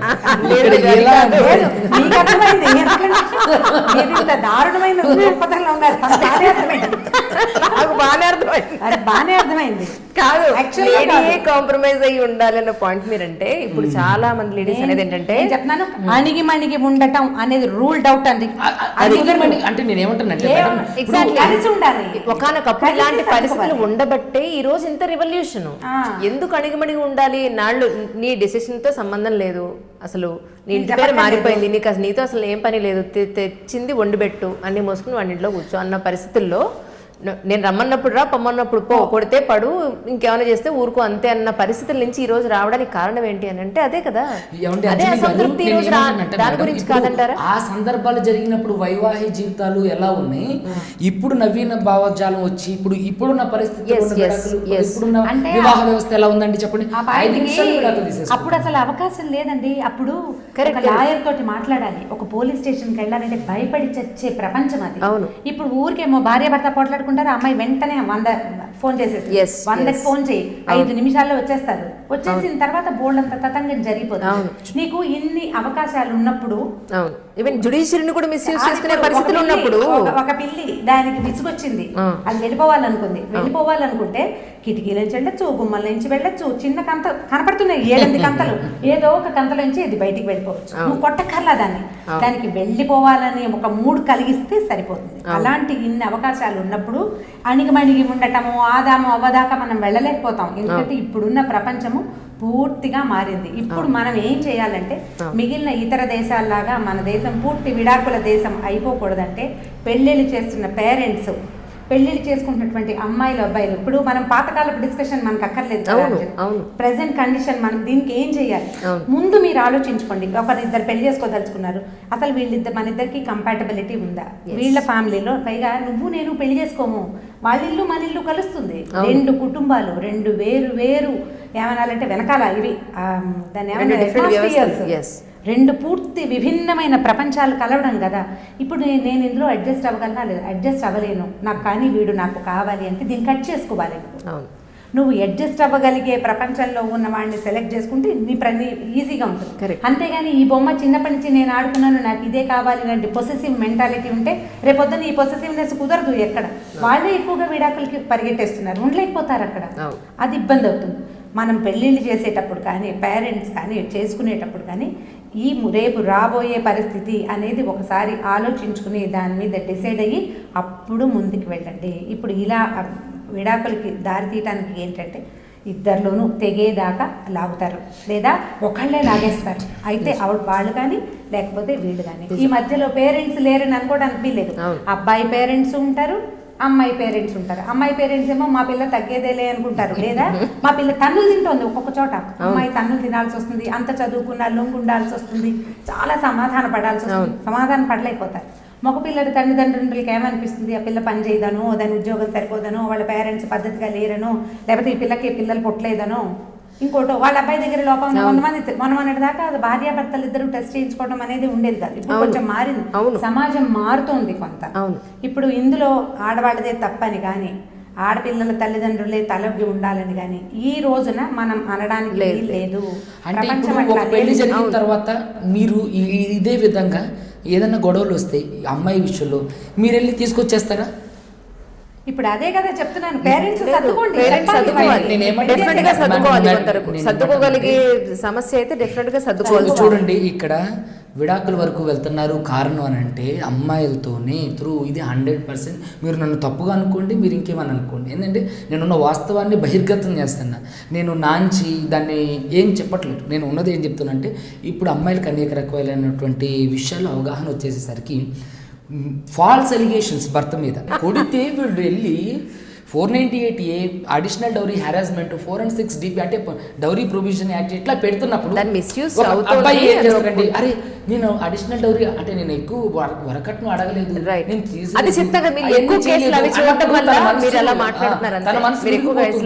ఏం వెళ్ళి ఏదో సాధించేస్తా నేను నా భర్తనికి ఆపోజిట్ గా వెళ్ళిపోయానంటే చూడండి, గొడవలతో కొట్టాట్లతో భార్య గానీ భర్త గానీ ఏం సాధించలేరు.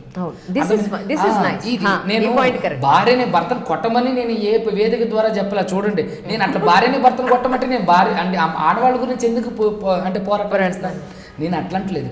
ఒకవేళ కొడితే వాళ్ళ మధ్య జరిగిన సంఘటన ఇలాంటిది ఏదైనా జరిగితే వీళ్ళు ఏంటి వెంటనే 498A 406 DP యాక్ట్, గృహహింస, అవిహింస, ఇవన్నీ జీవహింస అన్నీ పెడుతుంటే వాడికి ఏమనిపిస్తుంది, అబ్బాయి అనే ఒక అబ్బాయికి అంటే వాడు జడపదార్థమే. ఎందుకంటే మీరు చూడండి, ఇటీవల కాలంలో పేపర్లో ఇతను నాతో స్నేహం చేసి నన్ను వదిలేశాడు అని గర్భవతులు, చంటి పిల్లల తల్లులు మంది ఫైట్ చేస్తున్నారు. వాళ్ళేమో ఓ పక్కన వాళ్ళు చాలా బంగారు కుమారులు, అబ్బాయిలు, ఆడపిల్లలే ఇలా చేస్తారంటున్నారు. నేనేమంటానంటే ఇట్లా జరుగుతుంది అని అంటే ఇప్పుడు నేనున్నాను అనుకోండి, నేను ఇలాంటివి చూస్తున్నా కాబట్టి నేను మీకు చెప్తున్నా, అంటే సమాజం ఇవన్నీ జరగలేదు చెప్తున్నారు, చూస్తలేరు, మీరు చెప్తున్నారు అంతే, కానీ నేను దగ్గరుండి చూస్తున్నా. ఇక్కడ పడమని చెప్తున్నారు. ఇప్పుడు నేను ఒక తండ్రిగా రేపొద్దున నా కూతుర్ని ఒక అయ్య చేతిలో పెట్టి అయ్యా బాగా చూసుకుంటే వాడు ఎలాంటి వాడు ఏంటి అనేది అన్ని ఒక దెబ్బ కొట్టినంత మాత్రం డాక్టరు వాళ్ళ హస్బెండ్ అనుమానించిన, తిట్టినా, కొట్టినా, తాగొచ్చినా, ₹1 సంపాదించకపోయినా భరిస్తోంది. నా ఫ్రెండ్ సర్కిల్లోనే చెప్తున్నాను. ఒక స్కూల్ టీచరు ఏ ఉద్యోగం చేయడు, అసలు పొద్దున్న లేస్తే పుట్టిన కూతుర్ని కట్టుకున్న వైఫ్ని అన్నం వెడిగా లేదు, పచ్చడిలో ఉప్పు లేదు, ఇందులో తీపి లేదు అని కొట్టడమే పని. ఓకేనా, అంటే ఇలానూ అలా ఉన్నారు అలా ఉన్నారు. నేను అనేది ఏంటంటే కానీ చాలా మంది mostly ఆడవాళ్ళు భారీ పరిస్థితులు భరిస్తున్నారు. అంటున్నాను నేను. కాదమ్మా, మనం కాదు, చాలా మంది ఒక ఆడవాళ్ళు నిమిషం భరిస్తున్నారు, అంతే. రమ్మ ఇప్పుడు ఈ గారు. పాయింట్ కాదు, మనము విడాకులకి దారి తీస్తున్న పరిస్థితులు ఎట్లా అందులోంచి తప్పించాలి, అవును. ఇది మాట్లాడాల్సింది పోయి Yes. మనం ఆడ మొగల దౌష్ట్యాల లోపలికి వెళ్ళిపోతున్నాం. అవును. చాలా వృధా అయిన మాటలు ఇవన్నీ. అవును, అవును. ప్రధానమైంది పెళ్లి చేసేటప్పుడు చేసుకునేటప్పుడు రేపటి పరిస్థితి ఏంటి, మనం ఈ సమాజంలో వీళ్ళతో పాటు ఇమడగలమా లేదా అనేది ఆలోచించుకుని పెళ్లిళ్ళు చేసుకోవాలి. అవును. పేరెంట్స్ దానికి ఆలోచించుకుని ముందే మాట్లాడుకుని దిగాలి పెళ్లిళ్ళకి. ఇక ముందు చేయబోయే ఆల్రెడీ ఉన్న పెళ్లిళ్ళు నిజం, నిజం. ఏదైనా ఎంతసేపు నువ్వు తెంపుతావు. ప్రధానమైనది ఏంటంటే ఒక డివోర్స్. పెళ్ళై 5-6 అయింది, ఒక చంటి పిల్లో పిల్లాడు ఉన్నారు, డివోర్స్ తీస్తాము. ఏం చేస్తాము, కొన్నాళ్ళ నుంచి పిల్ల ఇట్లా మోడి బారిపోయిన ఉన్న పిల్ల, పోనీ ఆ పిల్లాడిని మనం ఉంచుకుని పెళ్లి చేద్దాం, లేదా పిల్లాడితో సహా అమ్మాయిని యాక్సెప్ట్ చేసేవాడిని చూసి పెళ్లి చేద్దాం అనుకుంటాం. రెండోసారి అలాంటి సమస్యలు రావా? వస్తాయి డెఫినెట్గా వస్తాయి, రావాలి. ఇప్పుడు సర్దేసుకుంటాం మనం. అవును. ఇప్పుడు ఏం చేస్తాం, ఇంకా ఎన్ని పెళ్ళిళ్ళు చేసుకుంటాము, ఎన్నిసార్లు అమ్మ వాళ్ళ దగ్గరికి వెళ్తామని అమ్మాయిలు సర్దుకుంటారు. పేరెంట్స్ కూడా ఇంకా వీళ్ళకి ఓపిక అయిపోతుంది, పెద్దవాళ్ళు అయిపోతారు కదా. ఈ స్ట్రెస్, ఈ యాంగ్జైటీ, ఈ వచ్చిన ఇబ్బందులు, సమాజంలో వచ్చిన సమస్యలు, ఆర్థికమైన చాలా సమస్యలు, వీటన్నిటిని హ్యాండిల్ చేసి వాళ్ళు కూడా ఏదో ఒకటి చదువుకో ఎలాగో అలాగా ఉంటే ఉన్నాడులే అని చెప్తే సర్దేసుకుంటారు. అవును, అవును. అల్టిమేట్లీ ఆ సర్దేసుకునేది ముందే సర్దుకోవచ్చు కదా అనిపిస్తుంటుంది. 100%. ముందే సర్దేసుకోవచ్చు. అవును. ప్రధానమైనది ఏంటంటే ఈ పెళ్ళనే గ్యాంబ్లింగ్, దీంతో మనకి చక్కటి కుటుంబ వ్యవస్థ వచ్చే అవకాశం ఉంది ఈ గ్యాంబ్లింగ్ తోటి. ఇది మనం సజావుగా ఆడాలి. ఒకసారి 2 వేసాం, ఒకటే పడింది, మళ్ళీ ట్రై చేయి అంటే ఇంకొకళ్ళతో ట్రై చేయమని కాదు, ఇదే వ్యక్తితో మళ్ళీ ట్రై చేయి, సరి చేసుకునేందుకు ప్రయత్నం చేయండి. కూర్చోబెట్టి మాట్లాడండి. మనకి ఇప్పుడు లాయర్లు ఎట్లా పుంఖాలుగా దొరుకుతున్నారో అలాగే మ్యారేజ్ కౌన్సిలర్స్ చక్కగా దొరుకుతున్నారు. 4 పెద్దవాళ్ళు, ఇదివరకు పెద్దవాళ్ళు మామయ్యలు బాబాయ్లు కూర్చునేవాళ్ళు, ఇప్పుడు అవకాశం లేదు, మనకు ఫ్యామిలీ లేవంత, మనమే ఉంటున్నాం. ప్రధానంగా ఆలోచించాల్సింది ఏంటంటే ఈ చేతులు మారిపోయే ప్రక్రియలోకి వెళ్ళద్దు. కరెక్ట్, చేతులు మారద్దు. ఈ ఉన్నదాన్ని ఎచ్చో పిచ్చో దీన్ని కొంచెం సరి చేసుకో. ప్రతి లోపాలు లేని మనుషులు ఉండరు. క్షమాపణ అనేది ఒక పాయింట్ ఉంటుంది. క్షమించేసేయటం, వదిలేయటం, వాళ్ళని అవతల వాళ్ళని వాళ్ళ దుర్గుణాలతో సహా స్వీకరించడం. నువ్వు భరించలేని పరిస్థితి, నీ పిల్లల జీవితం, నీ జీవితం అధ్వానంగా పోతుంటే నీకు చట్టం ఇచ్చిన అవకాశాన్ని తీసుకో. అంతేగాని ప్రతిదానికి నువ్వు సర్దుకోగలిగే అవకాశం ఉన్న చోట కూడా దీంట్లోకి పరిగెత్తద్దు. ఇది ఆడపిల్లలకి.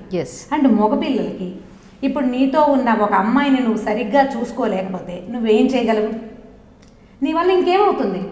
ఒక ఆడపిల్లని, దాని పుట్టిన సంతానాన్ని చూడలేని వాడివి నువ్వు కంపెనీలు నడుపుతావా? సమాజాన్ని ఏమైనా ఉద్ధరిస్తావా? ఏం విలువ ఉంటుంది వాళ్ళకి? ప్రతి మగవాడు ఆలోచించుకోవాల్సింది అది. అత్తవారింటి నుంచి ఆస్తులు తీసుకోవడానికి కానీ నీకేం హక్కు ఉంది అక్కడ? సిగ్గుమాలినతనం కాదు అది. ఎందుకు నా కాళ్ళ మీద నేను నిలబడతాను అని వెన్నెముక నిటారుగా ఉండే జంతువును, మనం జంతువులమే అందరం కూడా, అవి ఇవి కూడా, అవి అడ్డంగా ఉంటే మనం నిలువుగా ఉంటాం. జంతువులు వాటంతా శక్తి అనుసారం కష్టపడి సంపాదించుకుంటాయి. నేను సంపాదించలేనా అనే మొగతనపు ఆలోచన ఎందుకు రాదు? మొగతనం అంటే ఓ పెళ్లి చేసుకోవడం, దానికో 2-3 పిల్లలు కంటం కాదు కదా. నీ బతుకు నువ్వు బతకటం. ఇలాంటి అవుట్లుక్ని, ఈ రకమైన ఆలోచనని మగపిల్లల పేరెంట్స్ నేర్పగలగాలి. కరెక్ట్. ఇది నేర్పిస్తే అప్పుడు సమాజం బాగుపడుతుంది. ఈ డివోర్స్ అనేది మనకి చట్టం ఇచ్చిన ఒక మంచి అవకాశం. అలాంటి అవకాశాల్లో కూడా బాగా కొట్లాడుకు చచ్చి డివోర్స్కి వచ్చిన ఇలాంటి లాయర్లు గంటల తరబడి కూర్చోబెట్టి కౌన్సిలర్ దగ్గరికి వెళ్ళమని వాళ్ళిద్దరిని ఒప్పించి, గారని ఫ్రెండ్ ఉన్నారు, ఆవిడ చెప్తుంటారు, పొద్దునుంచి బాగానమ్మా తలకాయ నొప్పి వచ్చింది, పిల్లకి చెప్పలేకపోయాను, పిల్ల ఒప్పుకుంటే పిల్ల అమ్మ ఒప్పుకోవట్లేదు, లేదా పిల్లాడు ఒప్పుకుంటే వాడు అక్కడే ఒప్పుకోవట్లేదు అని చెప్తుంటారు ఆవిడ. ఇప్పుడు వాళ్ళతో డిస్కస్ చేసి ట్రై చేస్తారు. ఇప్పుడు ఇన్ని డివోర్సులు చూస్తున్నామా, ఎన్ని కాంప్రమైజ్ చేసి ఉంటారో ఇలాంటి మహానుభావులు, భూమి మీద నడయాడుతున్న దేవదూతలు. వాళ్ళే ఒప్పిస్తారు బలవంతంగా, చెప్తారు ఏదో ఒకటి, ఇట్లా కాదు అట్లా కాదు ఇట్లా. పోలీస్ స్టేషన్లో కొన్ని అయిపోతాయి, పోలీస్ డిపార్ట్మెంట్లో కూడా ఈ కొట్లాటల్ని కౌన్సిలింగ్ చేసేస్తారు, వీళ్ళు చేస్తారు. కొన్ని చోట్ల పేరెంట్స్ వాళ్ళు వీళ్ళు తంటాలు పడి చేస్తున్నా అయినా కూడా మనకి ఎక్కువే కనపడుతుంది. ఈ పరిగెత్తేది ప్రజ్ఞ ఇదంతా కూడా మనం పెళ్ళిళ్ళు చేసుకునే ముందు కనుక చూపిస్తే, ఫ్రెండ్స్ని, క్లాస్మేట్స్ని, కలీగ్స్ని, తర్వాత అప్పుడే ఫేస్బుక్లో పరిచయమైన స్నేహాలతో పెళ్ళిళ్ళు చేసుకునేటప్పుడు మనం పెళ్లి చేసుకునేది ఒక కుర్రవాడిని, ఒక మగవాడిని కాదు, వాడితో వాడి వెనకాలన్న మహాప్రపంచాన్ని పెళ్లి చేసుకోబోతున్నాం. ఎగ్జాక్ట్లీ. దాంట్లోకి వెళ్తాం అన్న ఇంగితంతో ఆడపిల్లలు ప్రవర్తించాలి. ఇప్పుడు నేను వెజిటేరియన్ అనుకుంటాను, నాదే పెళ్ళి, నేను వెజిటేరియన్, అవతల వాళ్ళు నాన్ వెజిటేరియన్, నేను తిని నువ్వు సరిపోతుంది అని అనుకుంటాం, పెళ్లి చేసేసుకుంటారు. రోజు వాళ్ళు కోడో మేకో ఏదో తింటారు, అక్కడ భరిస్తూ ఉండదు. కొంతమంది భరిస్తారమ్మా, వాళ్ళని ఏ మట్టితో చేస్తాడో భగవంతుడు తెలియదు కానీ భరించి ఊరుకుంటారు. కొన్నాళ్ళు పోయాక అది నువ్వు చేయాలి, నీ పిల్లలు కూడా తింటారు, నీ కడుపును పుట్టిన పిల్లడు వాడని తింటాడు, నువ్వు చేసి పెట్టాల్సి వస్తుంది, దానికి కూడా నువ్వు లొంగాల్సి వస్తుంది. అవును, నీ వల్ల అవుతుందా లేదా నువ్వు ముందు ఆలోచించుకో. అవును, ఈ ప్రేమాతిశయంతో దిగుతారు చూసా, కొన్నాళ్ళు పోయాక ప్రేమాతిశయాలు ఎక్కువ రోజులు అట్రాక్షన్ నిలబడదు కదా, నిలబడదు. ఎందుకంటే భరించడం అనేది పెద్ద విషయం అయిపోతుంది. మనం ఇవి త్రాసులో వేసుకోవాలి, ఇది కొద్ది రోజులే ఉంటుంది, వాళ్ళతో కలిసి ఉండిపోవాలనిపించేస్తూ ఉంటుంది. చాలా కాలం ఈ కథ నడవదు. మనం ఏంటంటే సినిమాల వల్ల ఇదే పెద్దయ్యా కూడా 50 ఏళ్ళు వచ్చా కూడా అలాగే శోభన్ బాబు జయచిత్ర లాగా మనం ఉంటామని నమ్ముతుంటారు. ఒక 5-6 ఏళ్లలోనే ఇది కథ మారిపోతుందని అర్థం చేసుకోరు. అవును, అర్థం కాదు అసలు. మన సినిమాలు ఇందులో ఎంత పెద్ద పాత్ర పోషిస్తాయంటే ఇంకే విషయంలోనూ నేను సినిమాల సమయం తేను. పెళ్ళైన కొత్తలో ఉన్నట్టుగా 50 ఏళ్ళు వచ్చి వాళ్ళ పిల్లలు పుట్ట కూడా భార్య భర్త అనురాగంగా ఉన్నట్టు చూపిస్తారు సినిమాలలో. భలే ప్రీతిగా ఉంటారు. అసలు చెప్పద్దు, ఈ చెప్పని రకంగా మనం ఉండలేము. పెళ్ళైన 2వ రోజు నుంచి కాన్ఫ్లిక్ట్ స్టార్ట్. అవును కదా, ఎక్కడెందుకు కోర్టుని అసలు సినిమాలు ఎలా చూపిస్తారు? అసలు అంత మాట్లాడే అవకాశం ఉంటుంది. ఎక్కడ ఉంటుందంటారు? ఫ్యామిలీ కోర్ట్స్ లో. ఫ్యామిలీ కోర్ట్స్ ప్రత్యేకించి దీనికోసం ఫ్యామిలీ కోర్ట్స్ పెట్టారు కదండి, ఫాస్ట్ ట్రాక్ కోర్టులు ఇట్లా ప్రతిదానికి అనేది. ఫ్యామిలీ కోర్టులు జనరల్ గా కోర్టు చూపించే విధానం ఫ్యామిలీ కోర్ట్స్ అని కాదు. అసలు దాని అక్కడ జడ్జే దేవుడు, ఆయన ముందు ఏమీ మాట్లాడడానికి లేదు. మన తరఫున వచ్చిన అడ్వకేటే మాట్లాడతారు తప్ప. ఎవరు చెప్పారండి? అలా ఏం లేదు, ఖచ్చితంగా వాళ్ళని సినిమాటిక్ గానే ఉంటుంది, సినిమాటిక్ గానే ఉంటుందండి. ఎట్లా అంటే నేను చెప్తున్నా వినండి అంజలి గారు, ఇక్కడ ఖచ్చితంగా భావ ప్రకటన స్వేచ్ఛ అనేది ప్రతి ఒక్క దగ్గర ఉంది. కోర్టు దానికి పెద్దపీట వేస్తుంది. మన అడ్వకేట్ సార్ మాట్లాడినా సరే మనం కల్పించుకొని మాట్లాడొచ్చు. అదే విధంగా జడ్జి గారు కూడా అడుగుతారు, ఓన్లీ అడ్వకేట్స్ వెళ్ళి సార్ మా క్లయింట్స్ ఇద్దరు డైవర్స్ తీసుకోవాలనుకుంటున్నారని జస్టిస్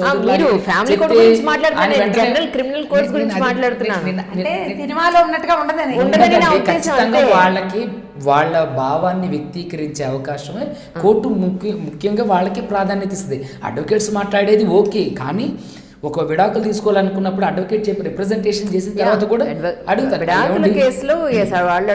ఏ కేసులోనైనా సరే చూడండి, మీరు ఏదైనా మాట్లాడాలనుకున్నప్పుడు అడ్వకేట్ సార్ మాట్లాడినా సరే మీరు కూడా మాట్లాడొచ్చు, కోర్టు ఏం అబ్జెక్ట్ చేయదు. ఇక్కడ ఏంటంటే రిప్రజెంటర్గా అంటే మీ తరపున ఒక వకాలత్ అనేది నేను వేయాలి కాబట్టి మీ తరపున కోర్టుకి నా వాదనలు వినిపిస్తాయి. ఇప్పుడు నేను ఒక టెక్నికల్గా నేను మాట్లాడే భాష మీకు రాదు, ఇంకోటి ఏంటంటే టెక్నికల్గా అంటే కోర్టు భాష మీకు రాదు, నార్మల్ వ్యక్తికి రాదు. సో దాన్ని నేను రిప్రజెంటేషన్ చేస్తాను. ఇక్కడ లేని రిప్రజెంటేషన్ ఇట్లా ఉన్నదాన్ని జుడిషియరీ అంటే న్యాయ వ్యవస్థ ప్రకారంగా ఒక న్యాయవాది రిప్రజెంటేషన్ చేయాలని ఒక రూల్ ఉంది కాబట్టి దాని ప్రకారమే ఉన్నదాన్ని నేను ఆయనకు చెప్తా.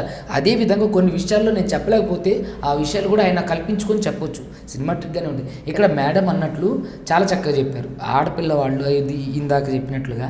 అదేవిధంగా నేను ఏమంటున్నానంటే విడాకులు తీసుకోవడానికి దోహదమయ్యే కారణాలు ఖచ్చితంగా ఆర్థిక పరిస్థితులు, అభివృద్ధి చెందినటువంటి ఆలోచనలు ఇవే. ఇప్పుడు అమ్మాయి సమానంగా సంపాదిస్తుంది, అబ్బాయి సమానంగా సంపాదిస్తుంది. అప్పుడు అమ్మాయి తను మాట పడాల్సిన పరిస్థితి లేదు. నా కాళ్ళ మీద నేను నిలబడతాను, నువ్వే గొట్టం గడివి, నీ మాట నేను అసలు వినను అనే అమ్మాయిలే బయటకు వచ్చి తీసుకుంటున్నా. ఈరోజు చూస్తే 2 పెద్ద సెలబ్రిటీస్ తీసుకున్నారు 18 ఏళ్ళ వైవాహిక జీవితానికి మేము ముగింపు పలుకుతుంటాం అని చెప్పేసి. అంటే అదేంటో వాళ్ళు దాన్ని కూడా సెలబ్రేట్ చేసుకుంటున్నారు. ఎంత దౌర్భాగ్యం స్థితిలో పడిపోయినా చూడండి. అంటే నేను ఏమంటాను, వివాహం జరిగేది ఏంటి నువ్వు సెలబ్రేట్ చేసుకున్నావు అంటే ఓకే, అదేవిధంగా నువ్వు డివోర్స్ని కూడా ఎంజాయ్ చేస్తున్నారు అని అంటే ఇక అది ఎంత అంటే. ఇప్పుడు అందులో పాయింట్ ప్రధానమైనది సెలబ్రిటీలు వాళ్ళు ఓపెన్గా చెప్పుకున్నారు.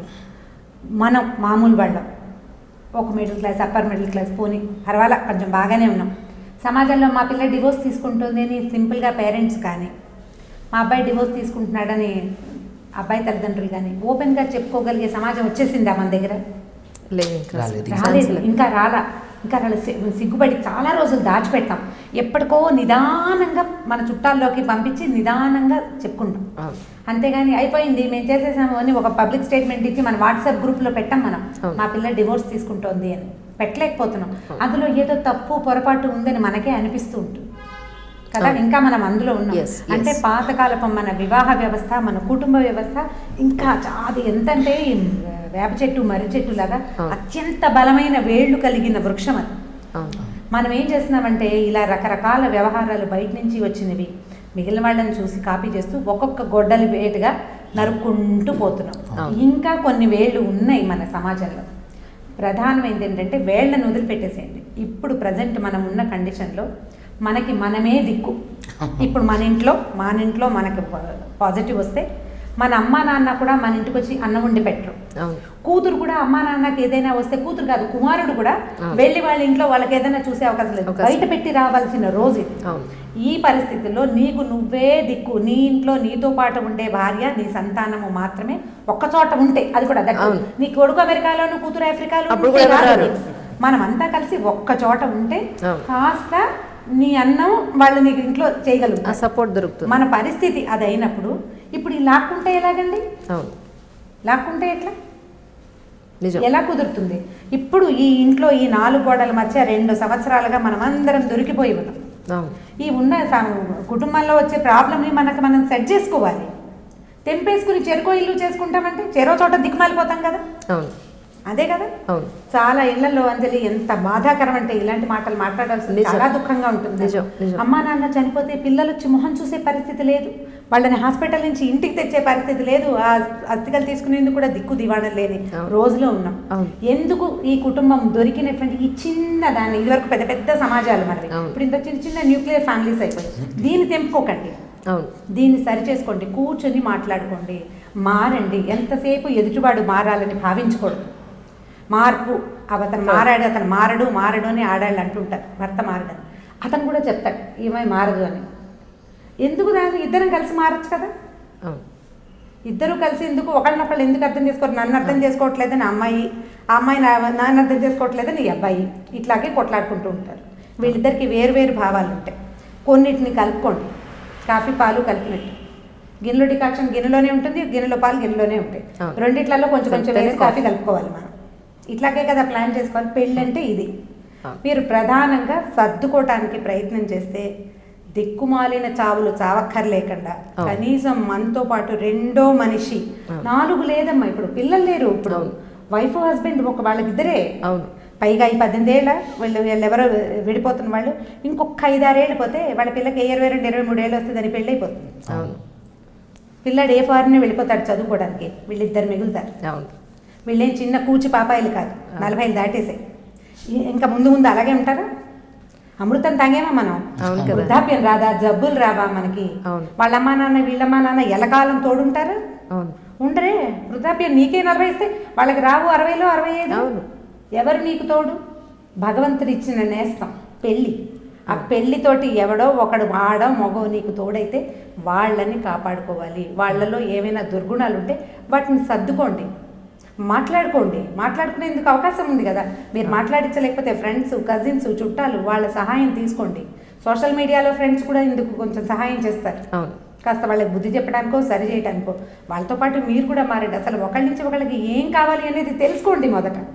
ఎప్పుడు నాకు కావాల్సిందే కాకుండా నీకు ఎలాంటి అబ్బాయి కావాలి అంటే అమ్మాయిలు చెప్తుంటారు కళల రాజకుమారుడికి రాజకుమారి తొద్దు, నువ్వేమో మామూలుగానే ఉంటావు. పొద్దునే నిద్రలేవు, రాజమోహన్ గడటానికి కూడా 11 అవ్వాలి.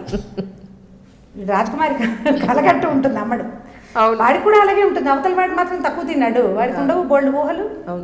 వాళ్ళు కూడా మళ్ళాగే సినిమాలు చూస్తారు కదా, సినిమాలు చూస్తారు, బోల్డ్ వీడియోలు చూస్తారు. పొద్దున్నే లేవగానే చక్కగా మొహాన్ని బొట్టెట్టుకుని తలకి పెట్టుకున్న పెళ్లి కూతురు ప్రతివాడు ఊహించుకుంటాడు. అది కావాల్సి వస్తుంది కదా. నాకేం కావాలి కాదు, నేనేమి ఇవ్వగలను అనేది చూపించండి ముందు. నువ్వు చూపించు, నీకేం వచ్చో, నువ్వేం చేయగలవో. నువ్వు అసలు రెండో వాడికి ఏమైనా చేయగలవా? నువ్వు భర్తకే ఏమి చేయబోతే రేపు పిల్లలకి ఏం చేస్తావు, సమాజానికి ఏం చేస్తావు, నీకు నువ్వేం చేసుకుంటావు? కలగంటాను తప్ప ఏం చేసుకోలేరు. ఆడమగా ఇద్దరు ఈ ఊహ చేయాలి. ఇది చేస్తే మనకి డైవర్స్లు ఎక్కువ బాబా. నిజం. ఇలా ఆలోచించుకున్న వాళ్ళు కొట్లాటలు వచ్చిన నాబోటి కౌన్సిలర్లకి, ఇంకా నేను ఎంత తక్కువ కేసులో నేను చేసేది, నెలకు 1-3-4 నెలలకు 2-3 కేసులు నాతో మాట్లాడేవాడు. నేనేం క్యాజువల్గా చేస్తాను, మామూలుగా సరదాగా చేసేది కదా. ఇప్పుడు నాలాంటి వాళ్ళ దగ్గరికి ఏ బోర్డు లేదు, ఏ క్వాలిఫికేషన్ లేని నాకే వస్తే నిజంగా మంచి క్వాలిఫికేషన్ ఉండి ఇలా హ్యాండిల్ చేయగలిగే పెద్ద పెద్ద వాళ్ళు ఉన్నారా? వాళ్ళ దగ్గరికి ఎన్ని కేసులు వస్తున్నాయి? వీళ్ళంతా సర్దుకుంటున్నారు కదా. నేనైతే సక్సెస్ఫుల్గా 10-12 పెళ్ళిళ్ళు సెటిల్ చేశానమ్మా. చేయగలిగాను That's నేను. really మాట్లాడడమే మాట్లాడండి, వాళ్ళతో మాట్లాడి వీళ్ళతో మాట్లాడి తలనొప్పి వస్తుంది. నా మొహం మీద ఇదివరకటికి ఇప్పటికి గీతలు పెరిగినాయి చూడండి. వాళ్ళే మాట్లాడి చెప్పి అవును. చెప్పటమే. అవును. మీరు ఎంతసేపు సెల్ఫ్కి పెద్ద పీట వేయటమే ఈ రోజు సమస్య. అవును. సెల్ఫిష్నెస్, నేను అనేది తప్ప మనం అనే ఊహ చేయటం. మనం అనే సినిమా చూస్తాం ఆనందంగా, అవును. కానీ జీవితంలో మనంకి ప్లేస్ ఇవ్వటం. దానికి ప్లేస్ ఇవ్వండి, ఈ గొడవలు తగ్గిపోతాయి. అదే మనం చేయవలసింది. That's such a great point అండి. కమింగ్ జనరేషన్స్ అందరికీ పెళ్లి చేసుకోబోయే వాళ్ళకి, ఆల్రెడీ చేసుకున్న వాళ్ళకి, పిల్లలు ఉన్న వాళ్ళకి ప్రతి ఒక్కటి రమ్మగారు అన్నట్టుగా సచ్ ఏ వాల్యుబుల్ పాయింట్. నిజంగా పెళ్లి చేసుకోబోయే ముందు ఒక్కసారి 1కి 10 సార్లు ఆలోచన చేసుకోండి. విడిపోవాలి అని అనుకోవడానికి ముందు పిల్లలు ఉన్నారా, ఒక కుటుంబ వ్యవస్థ బాగుంటే, అలాంటి కుటుంబాలు 10 ఉంటే ఆ సమాజం బాగుంటుంది, అలాంటి సమాజాలు ఉంటే దేశం బాగుంటుంది. సో కుటుంబ వ్యవస్థ విచ్ఛిన్నం కాకుండా ఉండాలని రమగారు మనందరం కోరుకుందాం. తప్పకుండా. Thank you so much ma'am. నేను సుబ్రహ్మణ్యం గారికి చాలా థ్యాంక్స్ చెప్పాలి. ఇవాళ నేను గొప్ప గొప్ప పాయింట్లు తెలుసుకున్నాను. Really ma'am, thank you so much Subbu గారు. మీకు రమ్మగారు చాలా మంచి పాయింట్స్ మనం ఈరోజు డిస్కస్ చేసుకున్నాం. ఈ డిస్కషన్ వినైనా కొంతమంది అయినా కాస్త ఆలోచించాలి కూడా అండి. అంతకు మించి మనకి ఇంకేం కావాలి, నిజంగా ఆలోచించాలి కూడా. లేదంటే రేపు భవిష్యత్తు లేదు, రేపటి తరానికి నాదే లేదు. వీళ్ళు చేస్తే వాళ్ళు కూడా అదే చేస్తారు కదా. సో కాబట్టి ఖచ్చితంగా మేడం చెప్పినట్లు దాన్ని ఫాలో అయితేనే ఒక అంటే అందమైనటువంటి కుటుంబ సమాజాన్ని, అదేవిధంగా ఈ మిగతా అంటే అంచెలు దాటిన ఆనందంతో మనం బయటకు వెళ్ళగలగాలి. Such a great point, ma'am. Really. Thank you so much for your coming. Thank you.